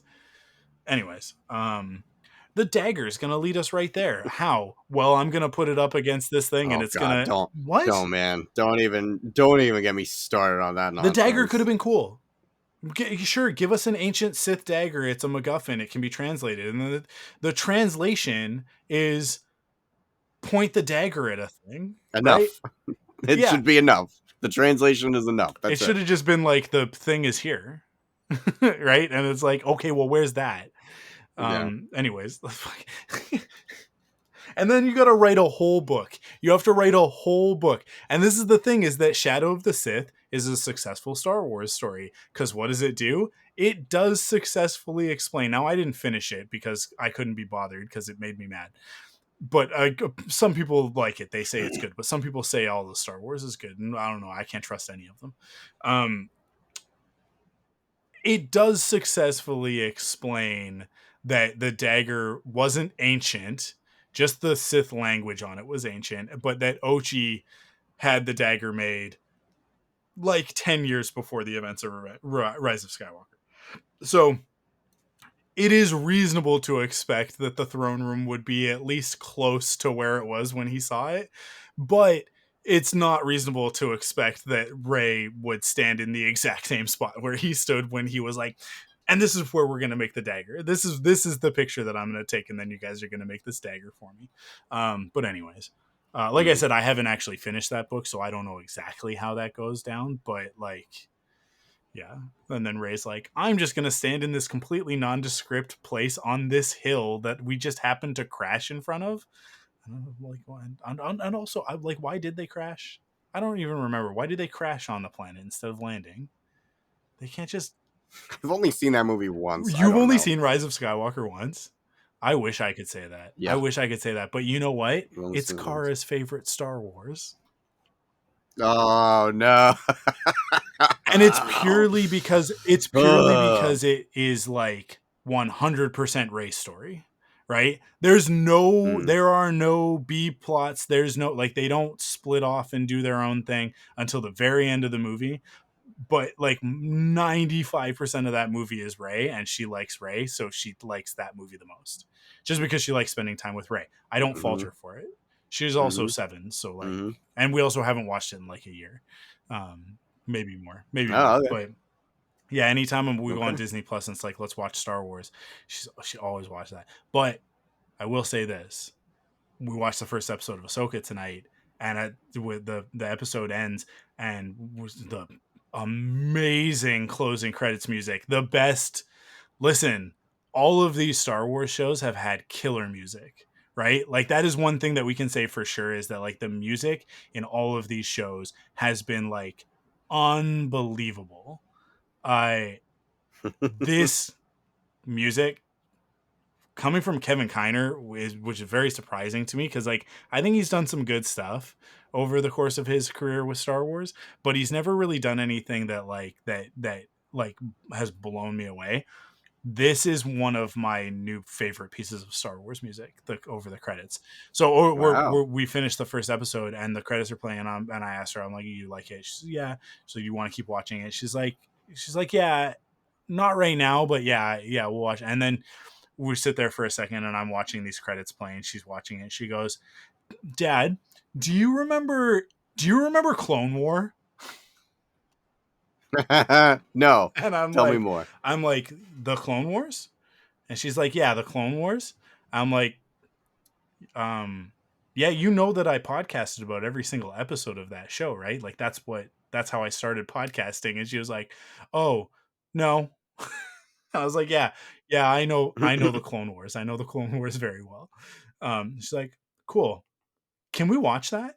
And I was like, If yes, nothing else, because that's the we've win. watched the movie. She's watched the movie, and she's seen a Okay. handful of episodes, because like she definitely, like um when Siege of Mandalore, or like when season 7 was happening, I was watching it just sort of whenever, and she watched a couple like bits and pieces of it with me, but she was too young at the time. But she's 7 now. She just turned 7, actually, like the yesterday, the day that the show premiered. She turned 7. So I we're there. I think we're there. I think we're ready. I think she's finally ready to dive in. It's time. And so I think what she wants to That's do is awesome. she remembers the movie, and she remembers that Ahsoka is closer to her age in that story. And Mhm. we watched the whole Youngling arc. I'm like when she expressed interest in Clone Oh, Wars, I was rad. like, let's Okay. watch this because you'll like this. So we watched the whole Youngling arc, and Mhm. she liked that. So yeah, so if she wants to go back and she wants to watch Clone Wars, then let's go. I'm excited Cool. to start that adventure with her. But yeah. That's rad. Um, That's very exciting. so yeah, I mean, like, is Star Wars doing what it's supposed to do? We watched Ahsoka because I wanted to watch the first episode again. I wanted to watch both, but didn't end up having time. But yeah, and then it made her go like, I think I would like to go back to that. I think I would like to keep watching that Ahsoka stuff. Unfortunately for her, there's a lot of episodes that don't have Ahsoka, and those are some of my favorite ones. So it's going to be like, why are we watching an episode about clones? Because it's important. Listen, these these guys, these shinies, they're going to be there. Some of them are going to be there all the way through, but they're going to die one Yeah. by one. Uh, yeah, man, the Clone Wars is so good. And then like Bad Batch. Hey, you remember Bad Batch is a thing? Do you Oh remember that Bad man. Batch is a thing? Everybody seems to forget that Bad Batch. Can I tell you something I I think is horrible? I don't know if it's more about what was going on in my Yeah. life at the time versus the quality or whatever. I don't remember where we left off. Like I remember Tech, and that was the Yeah. episode before. I don't remember You what know happened what? after That's the that. problem, is that like they kind of did 2 finales, right? Because the killing Yeah. off Tech, he's not dead, but That's the last thing I remember though. Like I literally and can't then remember anything that Omega happens got after that. captured, and they're all separated, right? Like Is Omega with yeah, Crosshair? yeah, Okay, yeah, that's what that yeah. was. Okay. The that one scientist now has Omega, and Right, okay. yeah, and then yeah, So where's Hunter and Wrecker? I Echo is with Rex, but that Echo is was with Rex. before. Hunter and Wrecker are somewhere else. They're, I think, like, oh my god, I don't remember. I don't Oh remember. my god. I don't Right? remember. Right?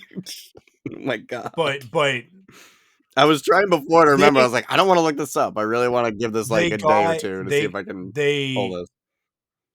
Tech died so that they could escape.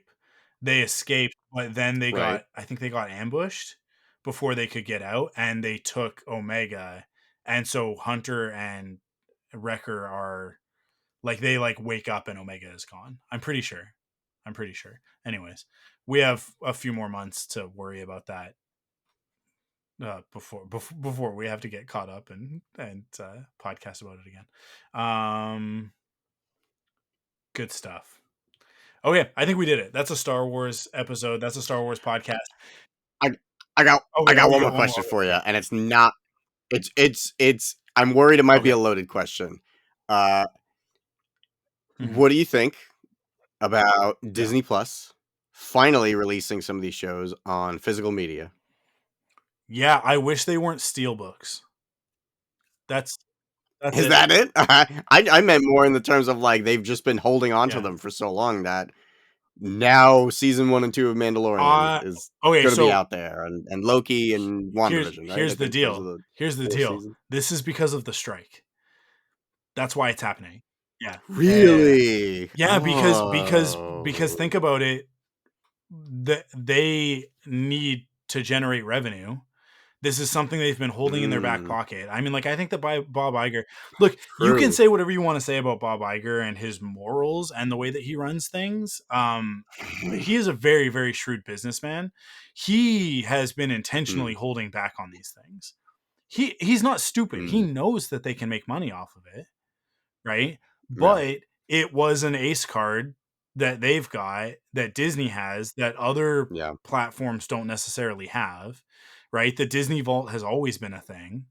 Like, when I say the Disney Vault has always been a thing, it's not the mechanical aspect of it. It is the methodology and the thought process behind it, which is artificial scarcity, right? So, um, Mm, yeah, absolutely. He has been aware of, like, well, we can do physical media of this stuff anytime, but if we make it difficult, then we ensure we are going to sell these things, right?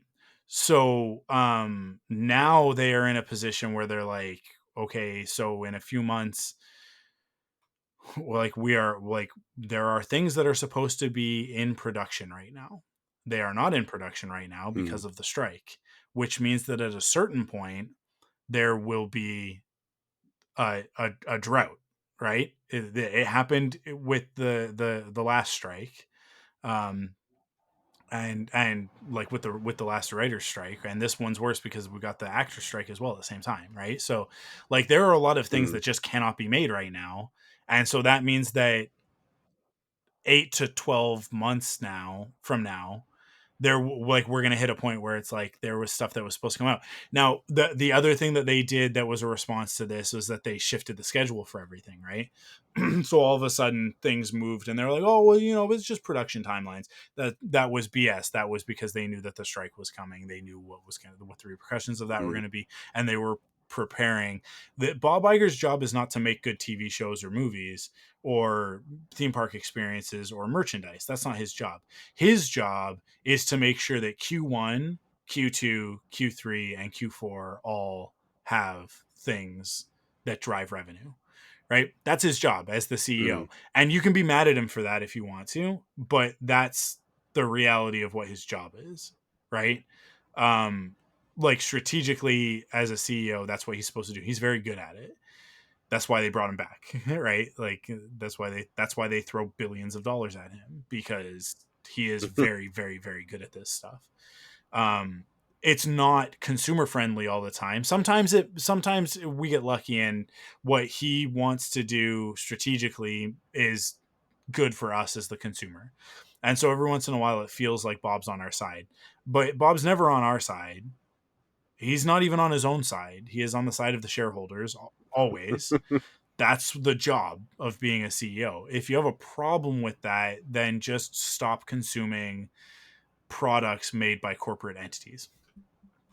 But as long as you want to do that, and as long as you want these things to exist, then a CEO is a necessary evil. Like, it's a part of the mechanic of it. mm, If you want to be a consumer, then you have to have somebody running the grist mill for this stuff to come out for you to consume, and doing that well is not a matter of doing the right thing. It's not like those things mm, actually oftentimes are in conflict with one another, and I think that Disney actually does a pretty good job as a corporation of choosing the right path more often than the the profitable path. Um, mm, like I do think that there are a lot of initiatives at Disney as a corporation that keep it on the straight and narrow morally. There are also a lot of things that it does as a corporation that are to the detriment of society, right? Like, it is a very large machine, and it requires human beings to fuel it. So, people getting paid way less than a living wage in order for me to go on vacation and enjoy my time at Disneyland is not okay. And every time that I interact with Disneyland and the theme parks, I have to remember that, and it bums me out. I really wish they would just pay those people living wages, and like, that wonderful person who served me at, whatever, a churro, whatever, right? Like, that they're living out of their car because they can't afford to drive back and No. forth and have a home and all of that stuff, right? It's like that. It sucks that that's the way that it is.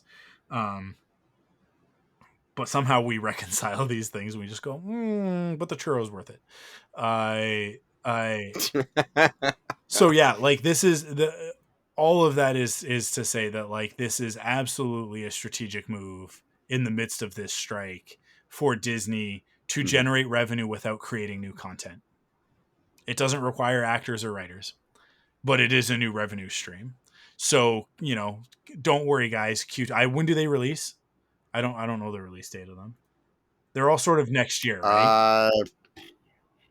No, they're Are they later this this year? year. They're Oh, all okay. later this year. Yeah, they're all going to be things that it's like. So we anticipate that we're going to be like these are things that he will say on earnings calls. It's like, well, we anticipated that there would be a slump because of the strike because we're not creating any new content, but that's why we started this initiative. We got the ball rolling early, and we've got we're in the process, and season 1 and 2 of the Mandalorian are out, and we've got season 3 on the way, and we'll have Ahsoka when that's ready. And give me blah blah blah blah blah. Give me season 7 of Clone Wars, you cowards. Well, I mean, like a new box set, right? Like I No, I do not want a new box set. I just want season 7. I already have a box set and the lost episodes. I don't. But you want have to a box buy set on Blu-ray. another box set. But you don't have a box set in 4K. I don't want a box set in 4K. I don't need it. It already looks good in Blu-ray. Box set in 4K. Fine, you get yours, but then also give me Blu-ray the box set in season 4K. 7. And you know what? What, Disney? You know what? Are you listening? You hear me? Put Bad Batch in it too. They don't have the guts. They don't have that. I would buy. That I would buy. No, because that I would Bad Batch buy. will be done next season, and Bad Batch is just season 8, 9, and 10 of Clone Wars. So like aesthetically, it is absolutely just the continuation of that story. It is all about the clones. So yeah, like 1000%. Give me a Clone Wars Bad Batch box set in 4K. I'll buy it. Man, what would that be? Like $300? Sure. I'm in. I would do it, but that's the only way I'm doing it. Yeah. I don't know. I will probably not. I will probably not grab the individual seasons. And I say that knowing that there will be like a box set at some point, right? Like, now that they've started. And the primary motivator for that for me on that subject is steelbooks. I hate steelbooks. I hate them. They are so prone to damage. They are priced at a completely unnecessary premium. Yeah, that's right. stupid. They are always $15 to $20 more than a regular DVD box set or like Blu-ray box set, just because they printed it on aluminum. It's not that much more expensive, and yeah, like I said, they are so much more prone to damage. I bought one steelbook. Because I have all of the Marvel movies, right? Actually, I stopped at No Way Home. I don't think I've bought anything after that. But I up until that point, I was buying all of them to have the physical media. Mostly so that I could have the 3D versions at a certain point. And then I got rid of my 3D TV, and then the motivation really wasn't there anymore. But I got Black Panther the Steelbook from Best Buy, and it arrived to me absolutely obliterated. And like it was just like it was mangled beyond recognition. And I was like, this has never happened to me with a regular Blu-ray, like with a plastic Blu-ray. Like they can get bounced around inside the box, and the box shows up and it's been totally trashed, but the Blu-ray is fine. But like the box, like the actual package and the disc itself are totally fine. The Blu-ray itself was scratched to hell because the Steelbook had been like bent at a 45-degree angle, basically. and like just What massacred. the hell? So I was like, never again. I'm never ordering online from like a piece of media, a collectible item online from Best Buy ever again. And B, I'm never getting a steelbook, because then like what do I have in steelbook? Because I do have something. Maybe I got rid of them. I think I got rid of them. No, my Grindhouse ones weren't steelbook. I can't remember. I do have like a couple of steelbooks, because like that's the way something was released. But yeah, I hate them because they get the edges get damaged so easily, and like worn off, and then just like it's just like Mm. the distressed metal, right? Like it's like I don't. That's not how I want my stuff to look. I like a nice like flat, clean. I like a Blu-ray in a sleeve. Like that to me is like, give me that. That's what I want. I want a Blu-ray in a paper sleeve, because the paper sleeve is nice and crisp on my in my display, right? I don't know, but maybe what I'll do is I'll get them, and this is what I've been threatening to do with the Star Wars 4K, because like they did the 4K box set, and the 4K box set sucks. That packaging sucks. I don't even think you could get it anymore if you wanted to. Like it was like a limited thing, but it would like not only does it suck in terms of like it's not designed very well, like visually, aesthetically, it's not very pleasing to look at, but like Well, I missed what what is this 4K box the set Star of? Wars, the saga, the Oh, 9 movie set, yeah. all nine? when they I don't when even they think first I've did ever them in even seen that. 4K, when they released them in 4K, Okay, they did the 9 movie. I don't think I saw It's it. like Let's see. a 18 disc set or whatever. Like it's got all of the special features Oh ever. God. Um, Okay. it is like the way that they did it. It's like this flat, like wide box that Oh, like weird. you Yeah. can't display it. Like I don't know. Where would you? Yeah, I was gonna say, I where don't would you know put what they this? were How do you thinking. even I don't know store what they were this? thinking. It's absolutely ridiculous. But as a designer myself, I have long threatened to design my own um, slipcase version, like for all of them. And what I want to do, I have it very perfectly in my brain because of the era in which I became a Star Wars fan, which was the THX era. So I want Mhm. to do modern versions of the THX covers, and Like the big yeah, heads with the yeah, little scenes. Yeah, that'd but be rad. even like redoing the 3 that were done, right? Like because I think Okay, cool. like the choices that they made for the 3 that they did don't really make sense, right? Yeah, they were weird. It was what, Vader, Yoda, and like a It's Vader, a stormtrooper. Am I remembering stormtrooper, that and correctly? Yoda. So Vader is A New Hope, stormtrooper is Okay. Empire, and then Oh, that's Yoda what it was. That's is right. Return of the Yoda's Jedi. Return of the Jedi. Right. So for me, Yeah. if I were gonna do that, it would be like Vader would be Empire, 1,000%. I like if Okay. you were gonna do the Stormtrooper is the first one, but I would actually probably do R2 as A New Hope, Okay. Cool. and then Return of the Jedi would be a Crimson Guard. Like, come on, like either that or a Scout Trooper. Like if you wanted to, like there's an argument to be made that you could do the entire 9 movies just with Stormtrooper slash Clone Trooper helmets, right? So it would be No argument from me. Phantom Menace would be the Senate Guard, right? Sure. And Yeah, the blue then one. Yeah. phase 1 Clone Trooper is Attack of the Clones. Phase 2 Clone Mm-hmm. Trooper is Revenge of the Sith. Stormtrooper is A New Hope. Snow Trooper is Empire. Scout Trooper is Jedi. First Order Stormtrooper, and then I I I Praetorian, yeah, thank Praetorian. you, is Last Jedi, and then Sith Eternal Stormtrooper is Yeah. Yeah. Rise of That'd be the neat. Skywalker, right? Like you could do, and then it's just Clone Trooper helmets. But I'd be a little more like let's kind of pick a like iconic like for me it's more about going like what are the iconic sort of imagery for each of those. So like I Mhm. Phantom Menace would be a battle droid, would be a B1, right?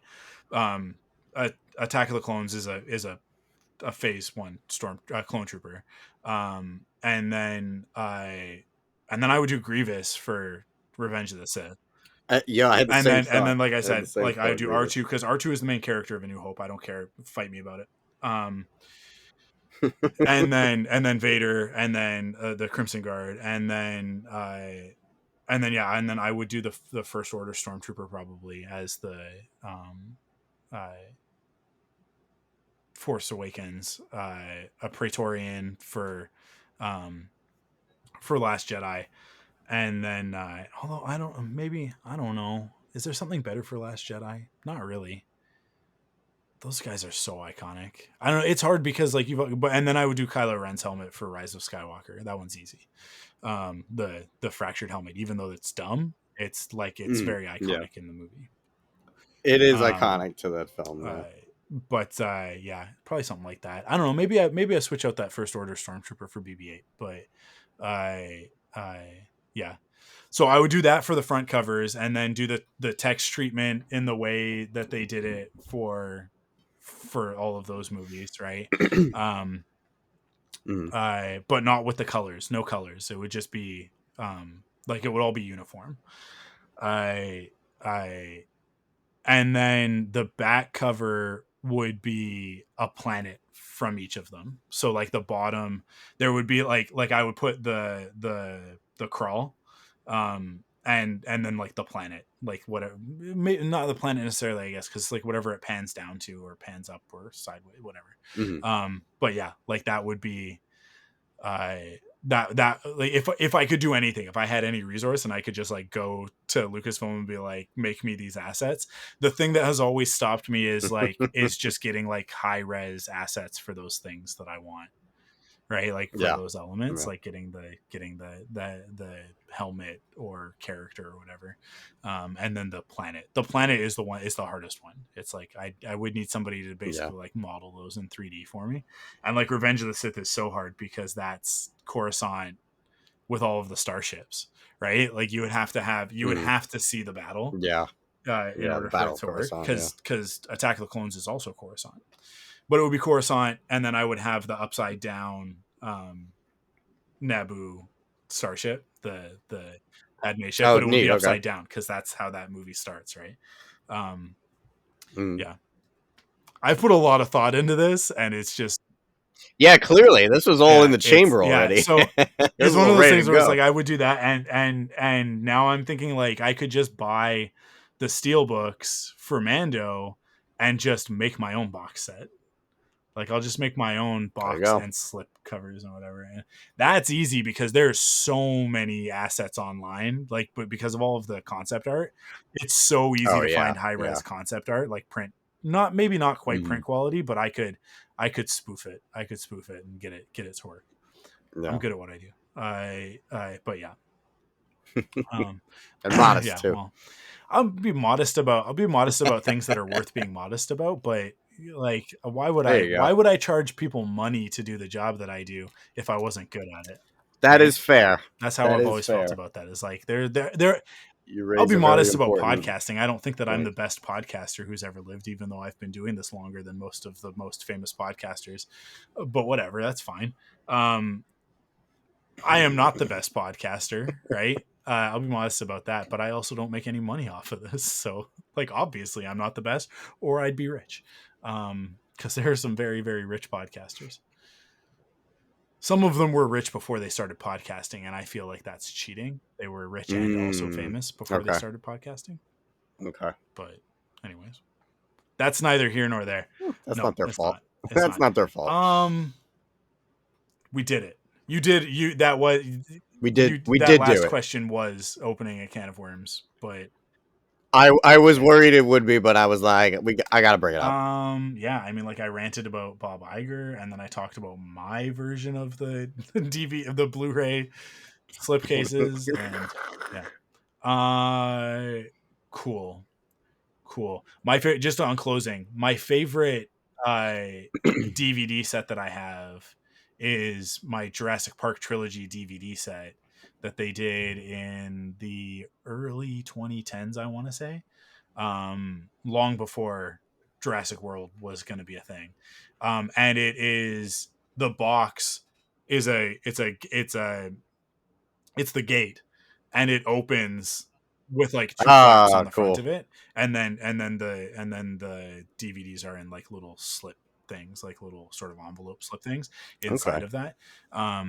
It's not great for the DVDs because they get scratched coming in and out of those. I hate anytime it's in like an envelope Hmm. enclosure, but because it's just bad for the DVD or Blu-ray itself. But that gate is like, I will never get rid of it. It's one of those things like my THX Star Wars VHS set is, I'll just never get rid of it because these are um, pieces of design inspiration for me. They're artifacts that mean more than their intended purpose.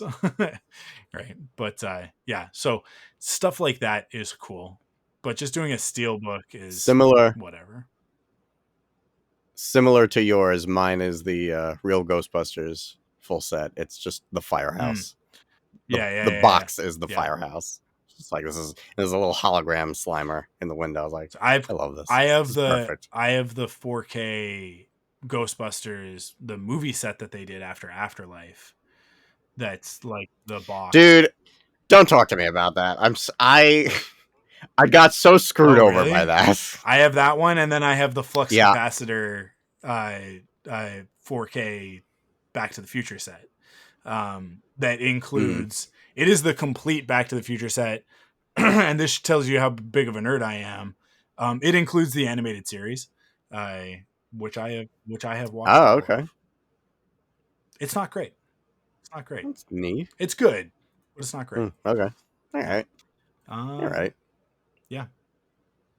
Star Wars is a thing, and we talked about it on this episode. It is. We and did. and We did touch we on it. will be back next week to record another episode. But it doesn't matter to you. I'll go ahead and apologize for both of us with Joe got sick. This was recorded. This was Yes. recorded 2 days after the smoke cleared from the worst fire season on record in British Columbia. Oh, So, yeah, like so you have garbage yeah, in your yeah, my lungs right lungs are now. just full of smoke. Um, Okay. And I just got yeah, over so COVID, so this is perfect timing. but it doesn't matter because nobody's listening to this anyways. Like even when we Right. release this, let me pull back the curtain. No one's gonna care. 500 No people one's at gonna care at most. that point. Who Like, cares? but Well, we love you. We oh love yeah, yeah, each and yeah. every one of you that is listening But we right didn't now. record this for you. Right? Yeah. Like This is for this us to is just for gush. us. Yeah. This is like, the thing is that Joe and I need to have these conversations regardless, or Yeah. one of We us do. will die. Because of an ancient curse. So like, we have to. And so it's necessary for our survival. And then recording it as a podcast is just a byproduct that you guys get to enjoy. So Yeah. Well, how many times have we had a conversation? Be like, we oh, should have we just been really should have recording that. just Yeah. recorded Yeah. this anyway. Cool. Good stuff. Thank you guys for listening. Yeah. There's a whole rigmarole after this, but like, support us on Patreon. That would be super cool if you did that. Join us on Discord. That would be even cooler, is if you joined us on Discord. It would be cool if there was more people in that community. Fairly small at the moment, but it is only the coolest people. So I also don't want it to like explode to I am. thousands, because I then am. it's going to be full of a bunch of losers that I don't want in my community. But yeah. I am not super active in Discord communities, but I am trying to like open up a little bit more and be more put myself out there in this one. Yeah. So I am. This is one of the few actual communities on Discord, because normally I just use Discord to talk to my friends who I already know. Yeah. But like, this is one of the few Discord communities that I try to actively participate in. It is full of genuinely good people with Yeah, everybody's really nice. with interesting things to say about stuff. So it's yeah, it's I it of all of the things with podcasting that I have to be proud about, that is the biggest one, is that, like, look, our community is not huge, but it only has cool people in it, and they care a lot about the things that we care about. So so join us over on thunderquack.com/discord. That'll take you to the invite, and then it'll prompt you to open up Discord and join us and whatever. Yeah, awesome. I can't plug anything because I don't know when this episode comes out. So, um, just Yeah. just Oh boy. thank you for listening to podcasts. Yeah, and hey, go back and listen to our Perfect 10, which we haven't recorded yet, but will be Final Fantasy 16. I'm curious how long That ago was that came out. Because what are we doing now? Like a week and a half from now? A yeah, week from probably now? like within the next week or so. Recording that? Yeah. Okay. Awesome, cool. Thank you guys for listening, and we will catch you on the next episode. Thank you for listening to Thunderquack Force Perspectives. Our opening theme is composed for us by Christy Carew. Follow Force Perspectives on Twitter, Instagram, and Facebook at ForcePOV, and join us on Discord at thunderquack.com/discord. Support the show by visiting us at patreon.com/thunderquack to get early access to episodes, leave a rating and review on your favorite podcast service, or buy merch at store.thunderquack.com. Force Perspectives is a part of the Thunderquack Podcast Network.